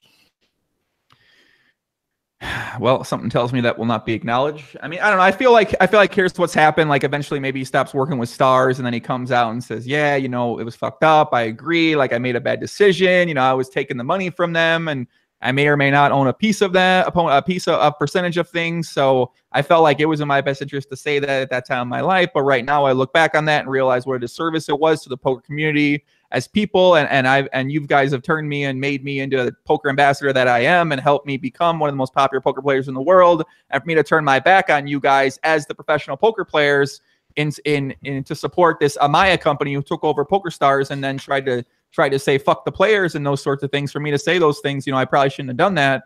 And I look back on that time with regret, and you know, it's something in the future I don't plan on doing with myself. I feel like we're gonna get that. Okay. We're gonna get that in a few years. I think that's coming. It seems like it would have been so easy to just, you know, just get right on top of it and be like, okay, you know, I misspoke, probably was wrong about that. Or maybe just put your head down and collect your paycheck and not try to like defend indefensible things. And probably not so many people would be mad at him. It's weird that people do that though. I remember seeing similar things with like, what was that guy at Lock Poker? Primordial Ace. I can't remember his real name right now. You know the guy I'm talking about, right? That guy went to bat for Lock Poker. Brian Pellegrino, is that his name? Yeah, Brian Pellegrino. Like, he stepped up big time trying to like put out the fires that were going on at Lock Poker, convince everybody it's total, you know, as far as he knew, everything was going fine. You guys are overreacting.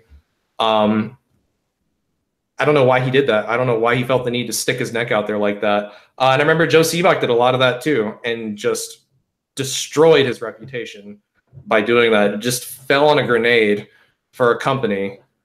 And I can't see that that was worth it. I mean, I don't know how much they were paying those guys, but I can't imagine, you know, having my reputation destroyed forever unless it was for a lot of money.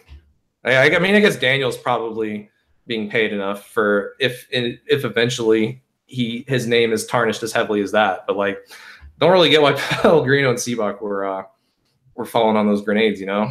But they do, and they seem real stubborn. It seems like a stubborn sort of thing, I guess, where you just kind of dig your heels in, and like it's too late. Like it's too late to turn back at some point. You've already gone to bat so hard that it would just be, I guess, humiliating to just kind of admit you were wrong and stop. Yeah, I mean, it's kind of also interesting what happens when people do this, and then if you voice your opinion about it, or if you say something about it in a negative way, I think at some point people are like, all right, we get it, like stop.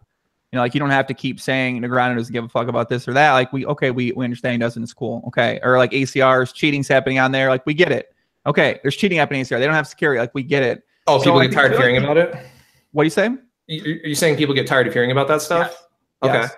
I feel like people just, you know, you can only say this stuff for so long. Like, oh, this guy's associated with this, guy's associated with that. Negreanu, Morake is better. To the point where I think a lot of people out there, which is why more people don't necessarily, you know, people do comment on that. But for the most part, other people aren't vocal because one, it's like, why put that much negativity out there consistently? Because, you know, it is certainly negative. And two, it's just like, I mean, I don't know, no one wants to be complaining all the time about something. And when you're saying things like that, it is like you're complaining in a lot of ways as well. And yeah, I mean, I don't know. I feel like everyone's perfect as well too. So people do make mistakes and they do things like that. So I feel like that's why a lot of people get a pass for things in poker. And it's just like, you know, I mean, I don't know. I don't think it's what it is. Well, I mean, I think when people make mistakes or they say the wrong thing, or even if they just do something terrible, you know, time heals all wounds. Nobody's out there talking mad shit about Eric Lindgren for stuff he did 6 years ago, right? Mm-hmm. That's just kind of come and gone. I think it's different when the stuff just keeps coming up over and over again of your own doing. Daniel was on Poker After Dark like just a few months ago laughing at microstakes players for their 100% rake. Like, you know what I'm saying? And just still saying the same stuff. So that's, I mean, that just keeps coming up again. You know, people give Annie Duke a hard time for things that are like well in the past, because she's still trying to go on talk shows and podcasts and stuff and pass herself off as a professional poker player or an expert or something, as if she has a stellar reputation, when she doesn't. And people would have forgotten about her if she didn't keep trying to skate off this supposed legacy that she thinks she has. I mean, I guess apparently she does. She must have an amazing publicist, Joey. Like, whatever she's paying this person is not enough. This person must be working the phones and the emails really hard, reaching out to all these people and getting Annie Duke on all these shows as a decision-making expert, I think is what she calls herself now. It's amazing. Yeah, I think I need to hire her publicist as well too, because they certainly do. I always wonder, like, who gets these people in all these, like, I feel like there's got to be like a circuit. If you get on one or two of them, they sort of like get in touch with you and you're like, hey, do you want to write for this? Like the New Yorker, New York Times, like Observer. I don't know. We should, man, you know what, Joey? Let's do this, man. Let's just start writing letters and making calls to all these big media companies, and see if we can just, you know, get you on TV or something, as the expert on something poker or gambling. Hey, dude, the Supreme Court thing that just came down. You're like in the gambling world. You're an expert. Be the expert guy that they ask questions on CNN or Fox News or whatever.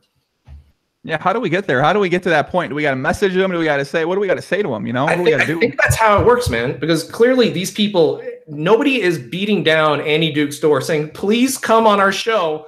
Or like, remember when Jamie Gold was doing like election predictions? Yes. I think on Fox or Fox Business or something. That's not how that went down. It's not them. It's not the networks calling them. It's them calling the networks. We got to call the networks, Joey. I think that's how this game is played. Let's get in on this. Hey, remember what I was just saying about making the memes real? This is how we're going to make the memes come to life. Meme Fana. David Huber says, yes, please grind emails and phones. I agree. Network television, dude. Well, David, technically I like to write, but I might need a true professional, even though I'm an amateur aspiring professional writer one day. My boy David Huber, one of the best writers out there too as well. Outstanding work.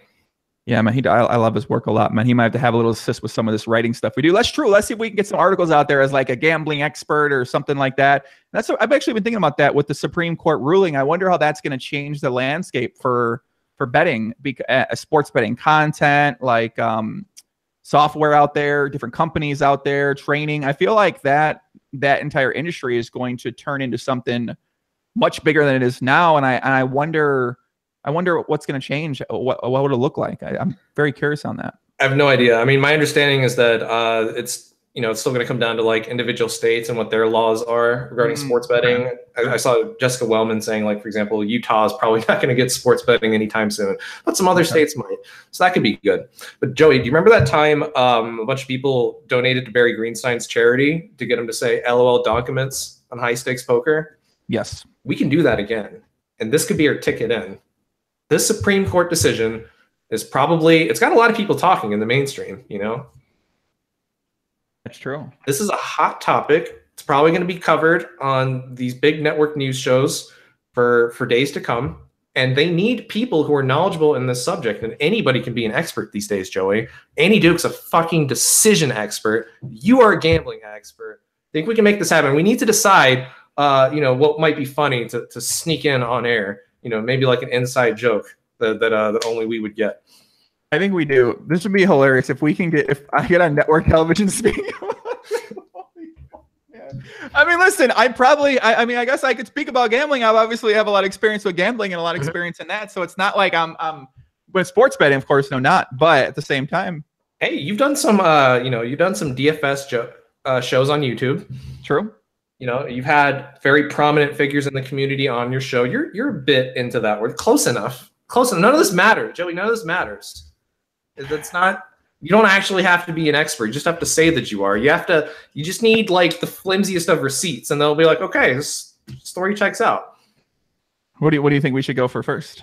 I don't know. And you know what? This could have been a great prop bet, by the way. If you like, I was thinking about that too. Yeah, yeah. It's like you could have told somebody like, dude, I'll bet you I can get on network TV and say such and such thing. And they'd be like, no way, you're not going to get on a major cable network and say that shit. It's probably hard to get onto those things. You know, probably not. You actually know. You know what's funny is that I got contacted by my, I can't remember the name of the site. My free, I don't think my free bookie. I'm not quite remember which one, but they said, they want to do advertising with me. And I was thinking about something I could do where I would learn sports betting each week and they would sponsor the episode. Basically, it's like a Saturday thing. And I knew a lot of people wouldn't watch it, but I would get back. I would like take the money they pay me and then I would just sports bet with it. And that would be like my way to learn. And I would just be risking with that money. And this was about 4 months ago. So I just think if I would have started that show 4 months ago and then now it's legal, would have been a pretty good thing to have going on right now. But unfortunately, I did not start that show. And now here we are without the show going on. And I don't know anything about sports betting. So yeah, Harbs in the chat said, what did Harbs say? Harbs said that I can speak to that. A lot of the industry for analytics were preparing for this. The Action Network, of course, my buddies Pete, Adam, and Bales, they work with the Action Network. I don't know if they're owners officially or not. They were acquired. Their company was acquired by Action Network for Peter and Bales. They have been waiting for this. That's true. A lot of people in the industry have been waiting for this move to happen. So you're actually they got in touch with me about maybe doing stuff with them too. So. Yeah, I don't know, man. It's going to be interesting. Maybe a lot of these companies are going to be advertising as well, too, when they're going to be up in their advertising budget. I feel like yeah, that's true. Like mine is obviously prime demographic with that age group, too. So it could be opportunity for me and for other people like me who kind of do stuff like that. Yeah, it kind of reminds me of what happened in cryptocurrency when there was just a flood of advertising money coming in when it became apparent that doing ICOs was like a great way to print millions of dollars. So maybe there will be like a little boom in sports betting advertising too. Although I think Google's kind of touchy about that stuff. I don't know. Maybe it'll be hard. Then again, if you have one of the few prominent channels on YouTube that is gambling related, that would be the prime spot, especially for like a third party. If like you plug the beginning of a pod with, this pod's brought to you by whatevsbetting.com. So you're already selling out, Joey. Gotta make that money, man. Gotta make that money. Make sure you're sponsoring legit sites, okay? This could be a bad look, especially after all the shots fired at some of the less legit sites. Oh, believe me, there's a reason why the only thing I ever really say is Upswing Poker, okay? I mean, I don't know. I try to take that stuff pretty seriously, when it comes to the idea of guiding an audience or guiding someone to go do something. I'm like, if you go gamble on these sites, you're going to lose your fucking money. I'm going to tell you. All right. And if you don't lose your money, you're an outlier. So pray. All right. Pray that you won. So I like to preface kind of things like that by saying no matter what it is, whether it's a poker site or Poker Stars or a poker tournament or anything poker, I mean, you're most likely going to lose. That's just the facts. And well, but that's a skill-based game, though. Sports betting is too, right? They say, allegedly, they say it's a skill-based game, correct? Well, I mean, there's rake, and hopefully they have enough to protect the players. But that aside, you're playing against other people. So if you're more knowledgeable and skilled, then you'll win out in the long run, right? That's how sports betting works, right?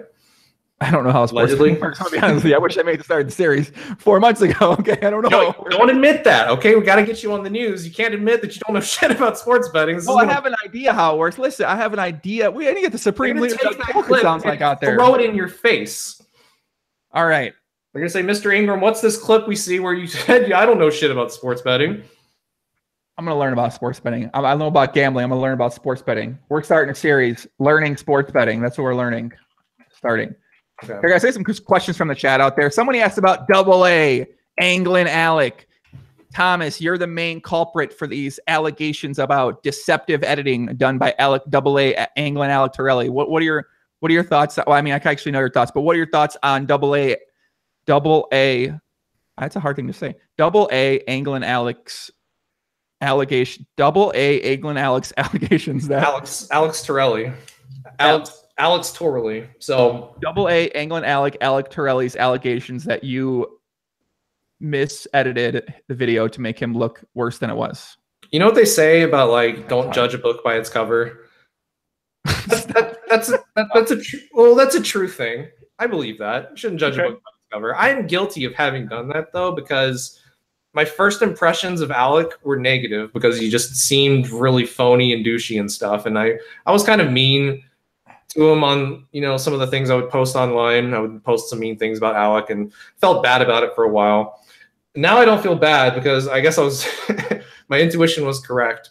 What he said, so we made it. I mean, you guys don't know, there was a video about did Alec Torelli angle shoot on Poker Night in America, and Doug did this whole breakdown of an incident in which he was hiding his large denomination chips behind his main stack, and then he got into a big hand with Alec, or what's that guy's name? Terrence.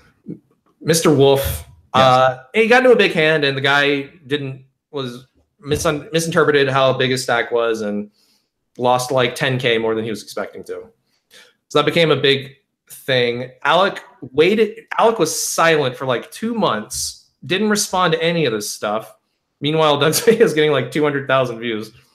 And he comes back 2 months later to make like a 45-minute response video. And one of the first things he says is that it was done with deceptive editing, taking clips out of context and out of chronological order, and lied. And the second I saw that, I said, "Oh shit! Did I fuck this up? Did I take the clips and put them in the wrong order and like falsify things? Because if I did, I didn't mean to, but I was worried that I might have accidentally. I was like, oh shit, man, this is gonna make Doug look terrible if I did that. You know, if I took the clips out of order and you know." But I checked and I hadn't.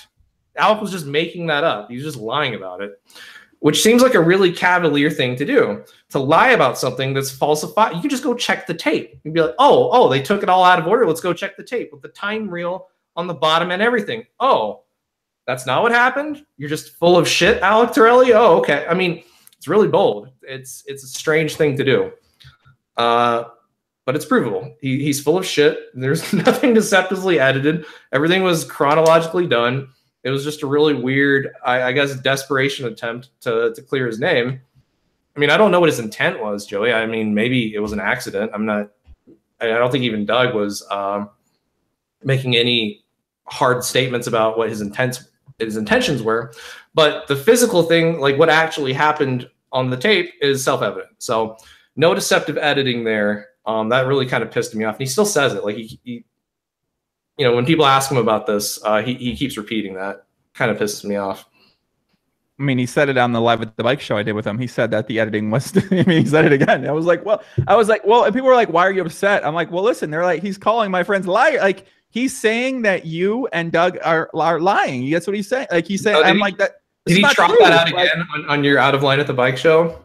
What do you say? Did he trot that out again? Those deceptive editing? It was yes. That's why I was upset. People are like, "Why are you so upset?" I'm like, "Listen, he's calling Doug and Tom. He's saying that they're fucking liars. That's what he keeps repeating that. Like that's what I'm saying. Like I'm saying, acknowledge that they didn't lie, and he's like not acknowledging that, and that's what I'm upset about. I'm you know what I'm saying? Like that's the part I got an issue with right there. Is that like these guys didn't lie about it, man? Saying that they made this shit up is not true.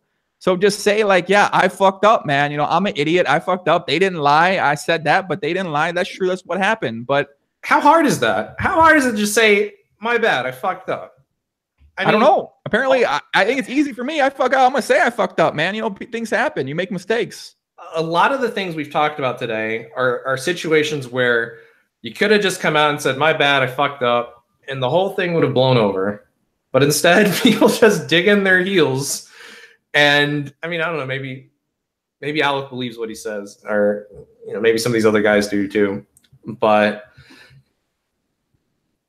if you think you might be wrong, maybe, you know, do some self-reflection and say, maybe, did I fuck up there? Should I not have done that? Maybe I should have done that. Maybe I was wrong.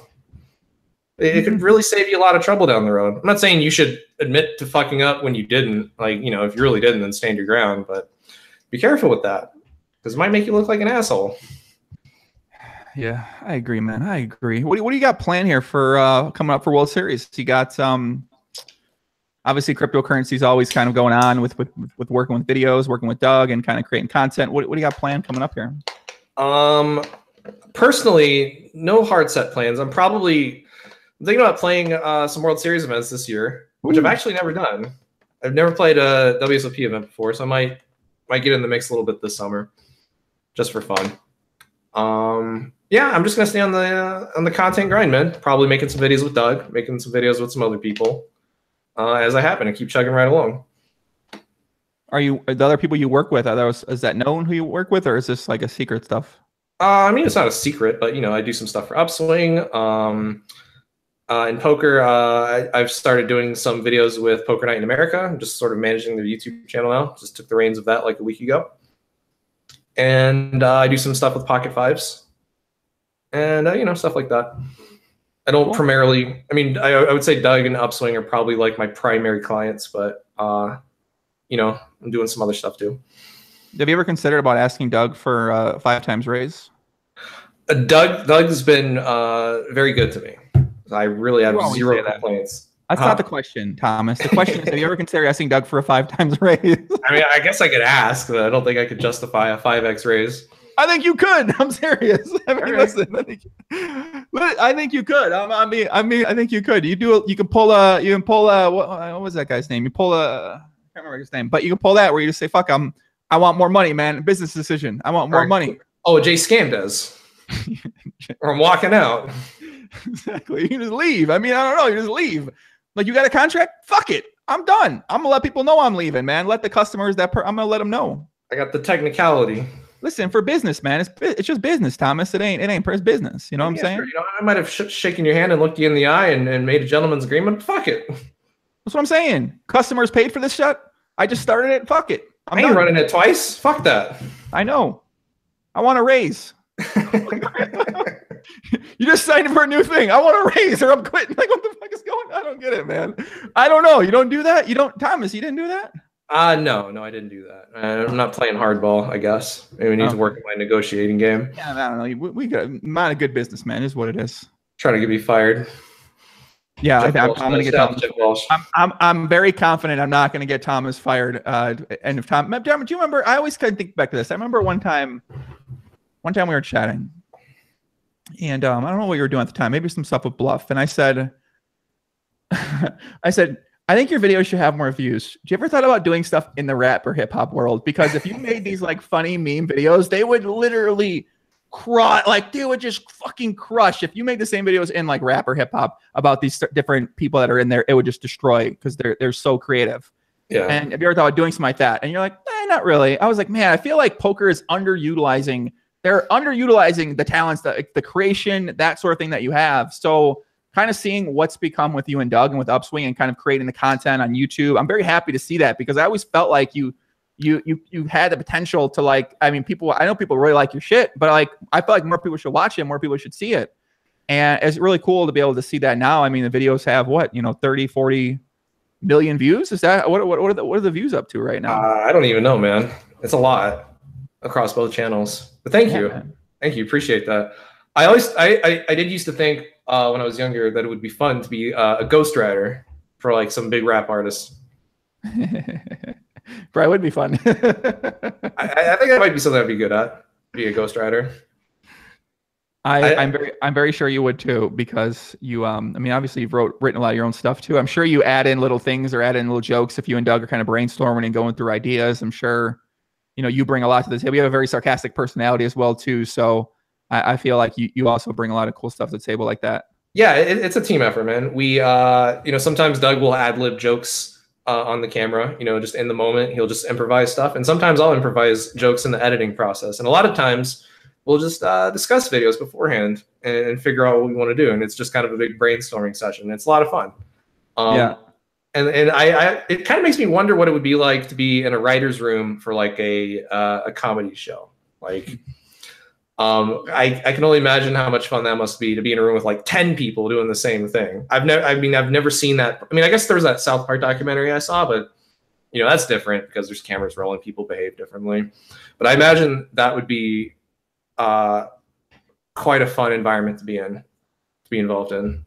Yeah, I think I can imagine you and Doug going back and forth with the jokes and with the ideas. So obviously, Doug's the supreme leader. He's very super creative guy outside the box. I mean, always coming up with really great ideas for things too. And you two kind of going back and forth. I mean, it kind of shows in the product that comes out, right? There's a reason why it's so good. There's a reason why it's so creative and so funny is because, you kind of put two creative, funny people together, this is kind of what happens out there. So I think it's cool that Poker World kind of has that around and has somebody doing some stuff like that out there. We brought Jamie Kerstetter on board to do some stuff with us. Yeah. I don't remember how long ago it was now. I think about a year ago. She's hilarious. She's really funny. If you don't follow her on Twitter, she's a great follow. And you know, it's been a great addition to the creative process as well. Oh yeah, she's obviously very funny, very creative, kind of on the joke stuff like that too. I think I still remember I told her before I really knew her, right? I was like, I don't think you're that funny. And she got like legitimately, she was like legitimately mad at me. I don't know. I felt I don't know what. Why did you say that? I didn't think she was that funny at the time. I'm gonna be honest with you. Like, I don't know. I just didn't think I was like, yeah, someone's like, oh, she's so funny. I was like, I don't think you're that funny. And she like legitimately was pretty mad at me. Yeah. Damn, bro. I think she thought I was trying to neg her. And like, the pickup world, there's like negging. You're like, you say something to put someone down, but like you're kind of flirting with them or something like that. I think she thought I was doing that to her. And I was like, nah, I just like, no, I don't. But now I've come around. I think Jamie's funny as well too. So I am on board with Jamie Kerstetter is a very funny person. Yeah. I've seen some questions in the chat about like, how do you actually make stuff? And I mean, I guess there's like courses and stuff you can take. There's like a lot of resources online where you can, learn like the basics of editing and Photoshop and graphics and animation and all that stuff. And I guess you could probably learn really quickly that way. I always just got in there and just made stuff and it sucked. And then I would just try to improve it a little bit over time. That's something anybody can do. There's nothing special about that. There's nothing. How do you know when improvement? Like, how did you know you're getting better at what you're doing? Well, I mean, okay. You know what they say about like unknown unknowns, right? There's unknown unknowns. There's known unknowns. Okay, well, I guess when you first start at anything, you don't even know what you don't know. You're such a noob. You don't even like know what you're missing. So you go in and you scribble some stuff and it sucks and it's terrible. But once you've done that, you can see, oh, okay, that sucks. That sucks. That's terrible. That needs to be better next time. And then now you know what you don't know. So now you can go and figure out how to plug those leaks and how to get better at those aspects of creative. By the way, this applies to like anything, not just making videos, but like carpentry or basketball, like whatever you want to get good at. So then once you know what you don't know, then you can work on those things. And then you just get better over time. More people, dude, should just go out and make stuff. I saw a thing the other day online where there's this guy on YouTube called Captain Disillusion who makes these like really intricate, detailed videos about hoaxes. And I saw somebody comment on a video that he did, like, why would you waste your time painstakingly animating this cat following a laser pointer? He did a bit that took him like 3 hours where he made a fake cat chase a laser pointer. And it's like, I wonder how many hours this guy has spent in his life watching television or playing video games or doing something unproductive. I know maybe playing video games can be productive, but like if you're being creative and you're making stuff, you're not wasting your time ever. This might seem like a survivorship bias. It's easy for me to say because like it's my career now, but even if it wasn't, man, I've made stuff completely unrelated to my career that I'm glad that I did, that I can still go back and look at. I've acquired skills that have nothing to do with my job. That's still come in handy from time to time. Things I still do. I still play guitar now and then, and I'm glad that I learned that. Anytime you're making something tangible or not, you are, I don't know, you're putting something out into the world and it's there. And it's not something that's like into the ether that you forget, like a TV show that you watched 15 years ago or something like that. I don't know. More people should make stuff, and this stuff is not like impossible to do. You don't need to be like naturally gifted to do a lot of the things. Give yourselves more credit and go make shit. More people should make shit. More people in poker made stuff, Joey. The golden age would be even more golden of poker content. Yeah, I agree. I definitely agree with that. I don't think it's hard to learn either. You mainly use Adobe stuff, right? Premiere, After Effects, and Photoshop? Yes. Yeah. When I started making poker videos, I used a thing called Sony Vegas, Ooh. which in hindsight is terrible. Apparently that's still around. People still use that. Wouldn't really recommend. Yeah, Adobe tools are fairly simple, but powerful too, and robust software. but it's not like, you know, it's not intimidating. It's not like you're doing rocket science when you load up Adobe Premiere. It's fairly intuitive. Beginners could get the hang of it pretty quickly. Yeah, I think it's kind of as complicated as you want to make it. You know, I think you showed me a couple of things in Photoshop, or was it your Photoshop or After Effects? I showed you some After Effects stuff. After Effects, yeah. After Effects a little bit more complicated. After Effects is kind of like a little that's a little something else. That's when you start getting a little next level.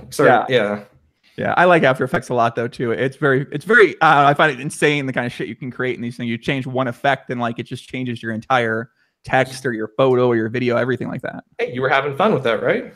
You're making like new. I actually have the most fun. Like I don't even really, I wouldn't say I don't care, but like I have more fun just like making a video than like when I read the comments. Like I don't even really want to like read the comments most part. I just like making the actual video part and kind of coming up with ideas and just like throwing in different things. And I don't know, that's the part I find really fun. I learned all on my own too. I just went on YouTube how to use Adobe, how to use this, and I just grinded tutorials on there. I would make the whatever they said in the video, whatever they like example, I would make that in Photoshop, or I'd make that in Adobe Premiere with my own video clip of different things. So if I want to learn how to do different sort of editing techniques, different transitions, or like in After Effects, I made like an intro that they made some real sick intro. I just copied along with them and did it at the same time. And that's how I've always learned how to do all those things. And yeah, I mean, it's kind of like playing anything, like poker, like playing Fortnite. You watch the good stuff and then you get in there and you fucking do it. You know, same thing for everything. That's the most important. It's just getting in there and start doing it. You can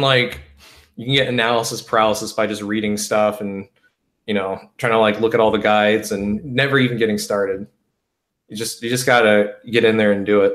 Yeah. It's satisfying to have an idea and bring it to life. Like I was talking about bringing the memes to real life. That's the ultimate form of it. But even on a lower level, just making something and putting it out on the internet is really cool. It'll be there forever, hopefully. And people, I think ideas are overrated because lots of people have ideas, but nobody's doing anything with those ideas. Anybody can you can just sit around and think about stuff, but you know, make it real. Just fucking do it. It's fun. More people should do it.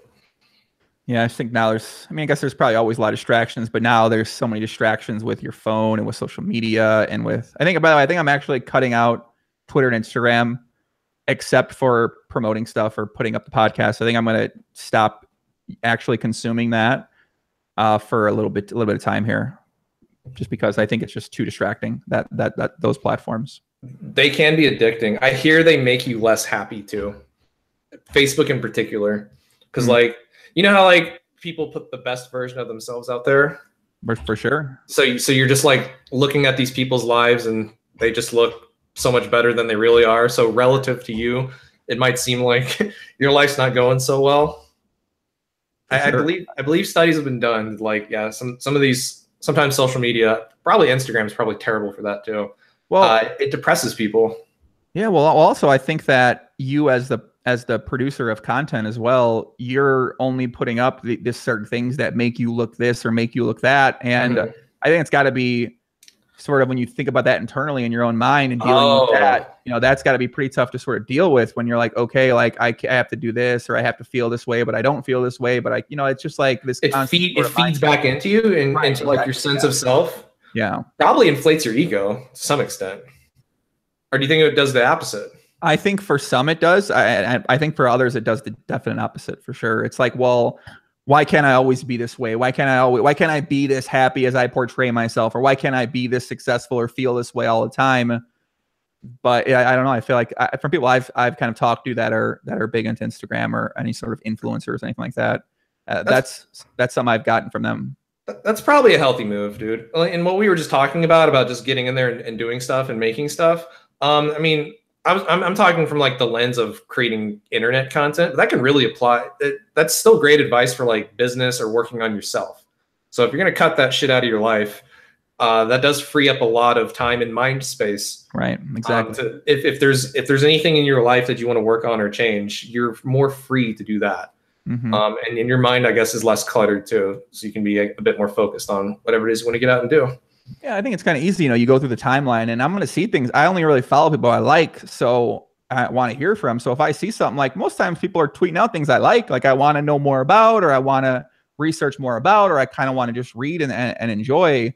And you're right, it does take up a lot of space in the mind, a lot of energy throughout the day, a lot of easy to get distracted because you go down a 5-minute rabbit hole, 10-minute rabbit hole, and I'm not sure if it's a rabbit hole, maybe it's like a divot, a rabbit divot or something like that in that situation. But it's very easy for that to add up days after days after days, and then it gets to the point where I have days like that too, man, where I just spend hours on that shit, whether it be forums or Twitter or whatever, and I feel like I've just wasted my whole day.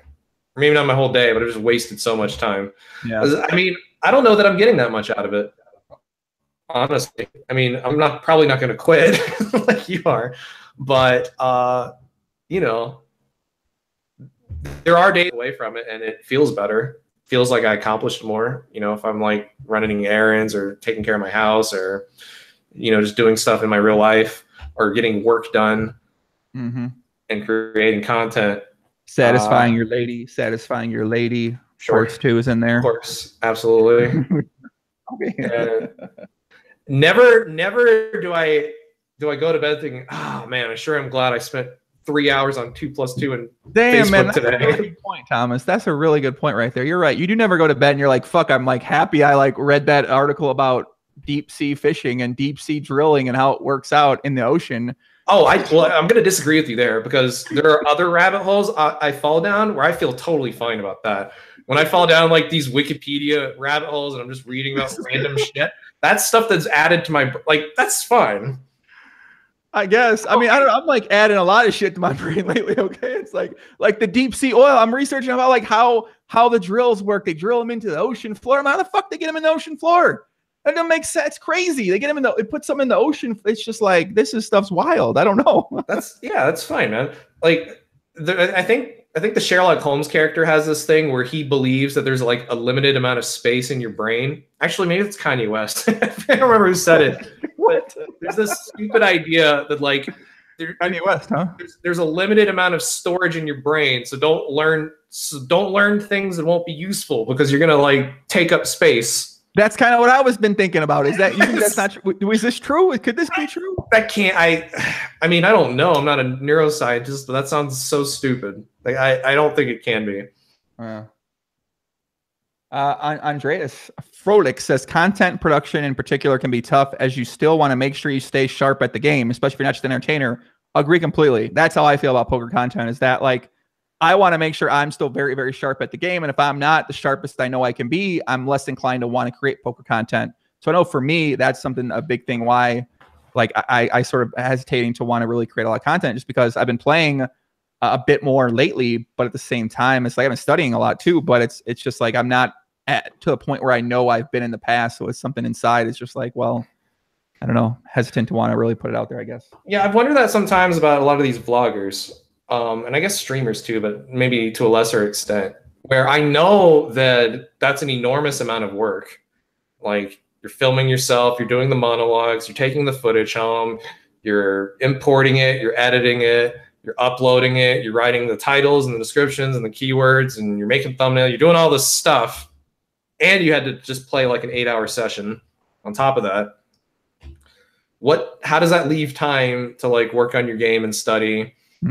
And or even like when you just exhaust yourself anyway, even if you did have time, seems like that could be quite detrimental. Next time you have one of these vloggers on, Joe, you should ask him about that, because it seems like a balance.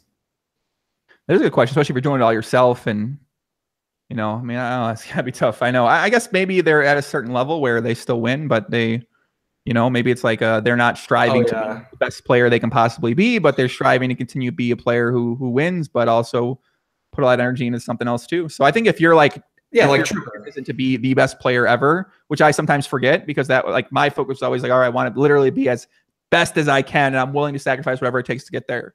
But you know, so I think everyone's like that. I'm like, fuck, everyone wants to be that, right? Everyone wants to be one of the top players, play high stakes. But then I start to realize like, everybody necessarily wants that. You know, that's not what their main goal is. They want to have a healthy family or have a healthy relationships in their life. And, you know, that was never necessarily my focus back in, you know, a couple of years ago. And so I kind of have to realize that some people's goals are different and what they enjoy is different. And I guess maybe some of the vlogger guys, you know, they're fine being at the level that they're at, trying to get better a little bit, but also putting out this content and kind of showing that off too to people. Yeah, like Trooper, he could get in the lab and maybe squeeze a little extra EV, but he's already at a high enough level to where he doesn't have to do that.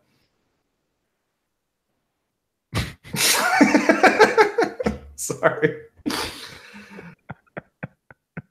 I know how sarcastic you are, but then I might forget for a lull. But like Tom is very sarcastic, so now I just take that. Anyway, so are we saying fine? Let me give a real answer. So you said that. So wait, so you're saying that you think Trooper could? Dude, I'm just kidding. I know you're kidding, but I'm gonna see how far you go back with it. I mean, I could keep going on it, man. I will. But listen, you remember how ESPN made those players the best in the world? Trooper was one of the best in the world.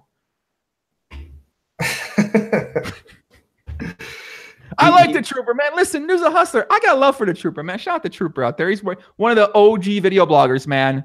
One of the OG video bloggers. Okay. He actually is very good at what he does.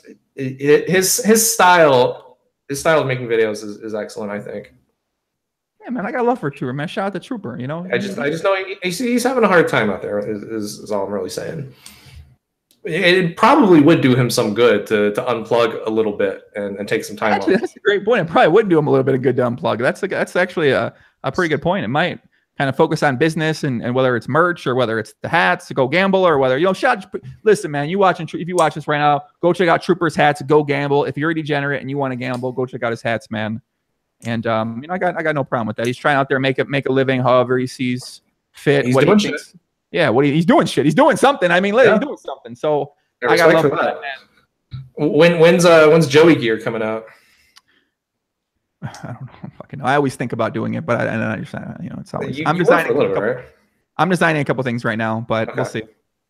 Okay. We'll see what happens, kid. We'll see what happens here, guys. Let's get a question or two from the chat, and then we're gonna wrap it up here. I try to keep this under 1 hour, and now we're at 2, so that's perfect. Dog, I'm the fucking worst. I'm serious. I'm always like, all right, let's try to keep this an hour. Let's try to keep this compact. And someone sees the timestamp on YouTube and they're like 48 minutes. That's perfect. And then it's 2 hours and 20. Every time. What's the target length for the Greenstein pods? The target length for the Greenstein pod was about an hour and a half, hour and 15 minutes, I believe. Or an hour. I think he said he had an hour. Okay, so close enough. And then it was 4. You're right. Actually, he did that to me once too. I was working some event, and I think I was doing live podcasting at the time. So I was just sitting in front of a microphone talking about random stuff. And he just walked up and sat down and just talked to me for like 4 hours. Just out of nowhere, he just showed up and sat down and had a bunch of stuff to talk about.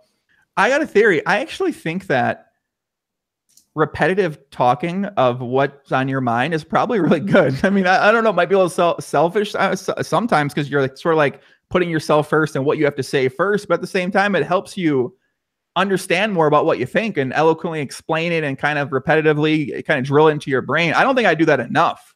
Like, I don't think I talk about what I think or what I like or why I did what I did enough, except in my mind.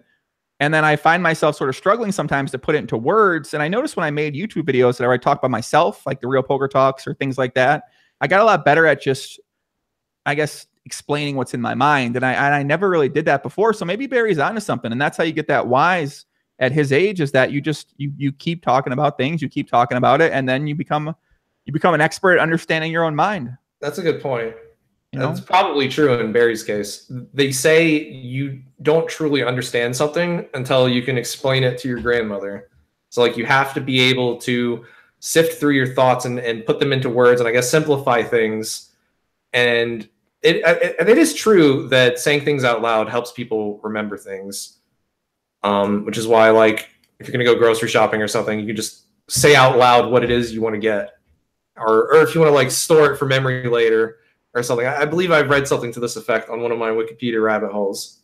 But don't quote me. Isn't that the name thing too, where you meet someone and you say their name? Like, yep. Okay, this is actually... Yeah, that's a trick, yeah. This is true for me, because I met this guy, Philip, the other night. We all went out to a Hakkasan, and there was 4 Germans there. I only know one of their names. His name's Philip, because we made a joke. I was like, all right, let's tell each other our name and then repeat it back to each other twice, and let's see if we can remember each other's names, because we said we're both suck with names. So he's like, Philip, Joey. Yep. And then... Now I remember. I'm gonna remember that guy's name for. If I see him again in a year, I'm gonna remember his name's Philip, because we set out to repeat the name back to each other. So I found that was a really good trick. Or like, have you ever had a question for somebody and then in the process of asking them the question, you actually figure out the answer, or like you answer your own question? I often know the answer to all the questions, but I feel often I have an idea of what the answer is in my mind. Well, I'm not talking about. I'm sorry, I don't mean in a podcasting context. Okay. Like if you were trying to figure something out and you didn't know, and you're thinking about it, but then you ask somebody knowledgeable. But in the process of doing that, you feel stupid. You're like, oh wait, it's obvious. Now I know because I've sort of thought out loud and figured it out. Yeah, that's happened before for sure. But I definitely. I feel like I always ask people questions about things that I don't know about. So I'm always like, I don't know. I feel like it's just a really cool way to learn. It's just you have people who are very knowledgeable about something. So it's kind of like admit you don't know, admit you don't know what they're talking about. And if they say something, you don't know what they mean, just say, hey, like, what does that mean? And I think that's something that is that why you do this podcast? Because Doug says the reason he does his crypto podcast is because it's just a convenient excuse to get people on that he can just ask. Like if he could just. You know where Doug got that from? Me? Me. Are you pointing at me? That's what I said. Pointing the wrong way. Like, if you do a pod, like it just get to time whoever you want and ask some questions. Like it's amazing. This is what I told him. I was like, dude, that's like this is the number one reason you're the pod. Is like you get to have on whoever you want and just ask some questions. Yeah, like a lot of people, you couldn't just call them up and ask them shit for 2 hours because they wouldn't take your call, right?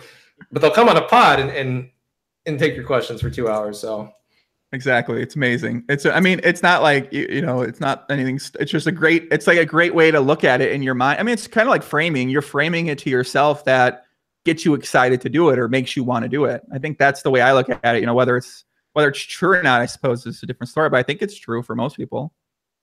So what have you gained then over your years podcasting? Wow, what have I gained?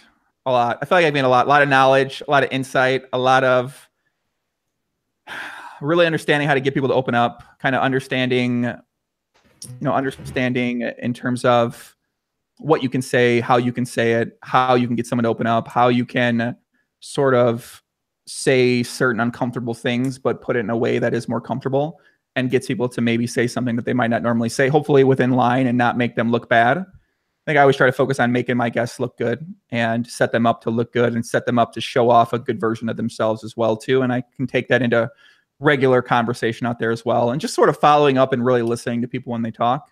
What about like the wisdom guests like Bill Perkins or Barry Greenstein? Have you like applied any of this stuff? Has it improved your life? Maybe like subconsciously in terms of actively being able to explain what it is I've applied. Definitely can't do that because I don't actively explain things enough to anyone really kind of what I'm doing or what I'm thinking about or how I'm going upon it. So I think kind of the big thing that sticks out to me from Perkins is the idea of fear and fear holding you back subconsciously when you don't even really know, like you're scared to go after this, whether like, even if you say, oh, I know I'll do well if I do that, but you're scared of if you try it, you're not going to do well. And I think that's actually something that applies to me in a lot of different things too, is that I have a lot of confidence in myself, but like kind of deep down, I'm a little bit scared of maybe I don't achieve those results that I think about in my mind. And he really put that in perspective the first time I talked with him that I never thought about. So that was probably my big takeaway from him. And then I think like just overall is that if I keep on a path of learning, when I get in my late 40s, when I get in my 50s, I'm still alive, I might be able to have this sort of skill set of wisdom or skill set of knowledge that these guys have. So it really encourages me to continue learning and continue working and just kind of seeing what else is out there and getting better at what I'm doing. Here's what I think we need to apply from this podcast. All right, when this is done, we're gonna load up Gmail. We're gonna blast out some emails, and you might need to register a new Gmail address because you're gonna be an agent, and you're gonna say, "Dear ABC News, I am a representative of Joseph Ingram, aka Joe Ingram 1, aka Big Papi, a gambling expert." And he would be honored to be a guest on your shows. We need to really get started on this. Just like actually go out and do it is what I'm thinking. I'm in. Let's see we give it a shot. We can find out who we can message and then just send them out. How do we find their emails though? How do we find them? How do we find one thing you can do is it's actually really easy to look up, like go on Twitter, for example, and find people that write for some of these sites. For example, I read an article from Variety that was about Poker Go, and it said in there somewhere that that Poker Central is owned by is co-owned by Daniel Negreanu, Phil Hellmuth, and Antonio Esfandiari. And I was like, what? I'd never known that. So I wrote the guy that wrote that article. I sent him an email and I asked him to clarify. He's like, is that true? And he's like, yeah, that's what they told me. So it's pretty easy getting in touch with these people. I think you can just hit up people that work at like CNBC or, you know, all the major networks. Maybe start small. Maybe, I don't know. Maybe we can get on CNBC. I'm going to be honest. Maybe we can get on local Vegas television, Thomas. That might be that, dude. That should be so simple. Local affiliate networks, like the local Fox station, just show up in the morning. Right. I see. We get okay. I'm in for this after the pod gets started. I'm in for this. How can, dude? What's the worst thing that happen? They tell us go fuck off, or they don't reply. That's got to be a snap. And especially like reaching out to like the anchors that work at like the local Fox affiliate. These people are not like they're reachable for sure. We're coming up with a good plan here. Casey Groundbaker said, and a real nut, Joey, I think the real Poker Talk videos are really good, and I'm sure they probably help you out mentally more than you probably think. They 100% help me out mentally, no doubt about it. It's my personal therapy session. Michael says, Joey, why do you have my grandma's underwear wrapped around your microphone? I don't, and if I did, I would tell you about how I shut the club up. Are you an Aerosmith fan, Joey? And I'm actually your step-grandfather by proxy. So, but Alexander said, look up something by Dominic O'Brien about how to remember names. I will definitely do that. Eric Matthews says, look for names of the producers in the credits. That is very GTO as well too. That's true. Maybe we should have, I don't know. I like this idea, man. We're going to make this work. Shout out to Bandana Gang. I agree. And if you just get on, do just bullshit, just BS your way through these. I think I could actually explain. I could talk about it though. Okay. Like, what's it going to do? What are the potential ramifications? Well, the potential ramifications, a lot of people are going to lose a lot of money legally. Yes.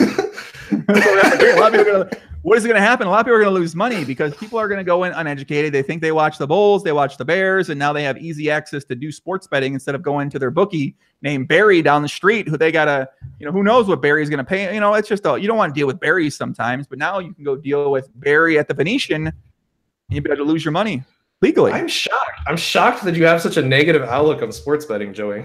I'm surprised. That's true. A lot of guys in the poker community are taking this news very well, and it's generally being celebrated, except for like a few people. I'm celebrating too. I'm celebrating inside. I'm celebrating internally. I think. I don't know. Sounds like you're worried about it. Yeah, I gotta go figure out more about it. So we'll kind of see. Guys, we'll take one more question in chat, and we'll wrap it up here. Did you see another question out there that you liked a lot? I mean, I thought Grandma's Panties was a pretty good one. Yeah, I like that a lot. It's kind of weird Michael studying his grandma's panties on such an intricate level where he recognizes them on my microphone. A little bit strange that you'd fuck your own grandmother, Michael, but it is what it is. Everyone's got their own fetish and things like that. So maybe you're from a different country where that's accepted and people look at that as a positive rather than a weird thing. So that's perfectly fine. Just to hit on some quick ones, I do not get paid in Lexcoin. I don't really play online poker much, but when I do, I play like no limit cash games. And no songs planned to be released anytime soon. No song? Dude, I haven't made songs in years. You haven't made a song in approximately 2 months. What are you talking about? The beat goes skid up, bow, bow, bow, bow. Okay, yeah. How's that one song? Yeah, I don't think that really counts. It's more like a remix, but sure. It's true.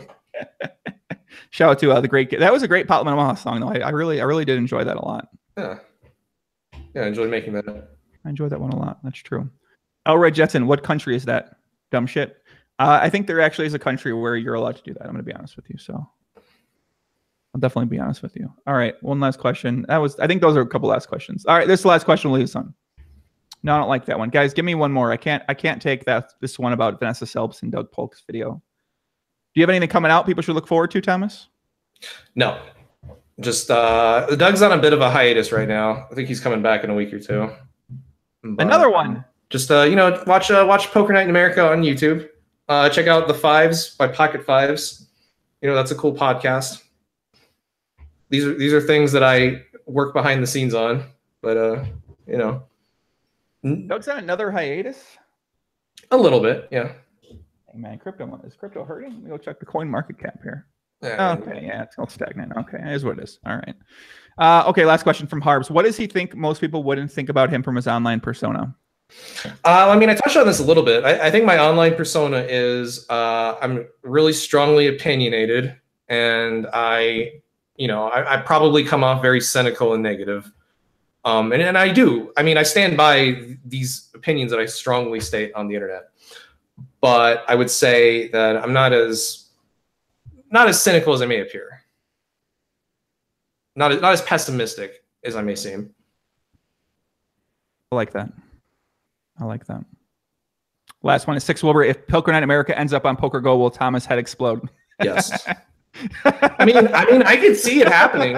What if they do so well from YouTube that Take Poker Go buys them? Poker Central could definitely use some pro tips on the YouTube game.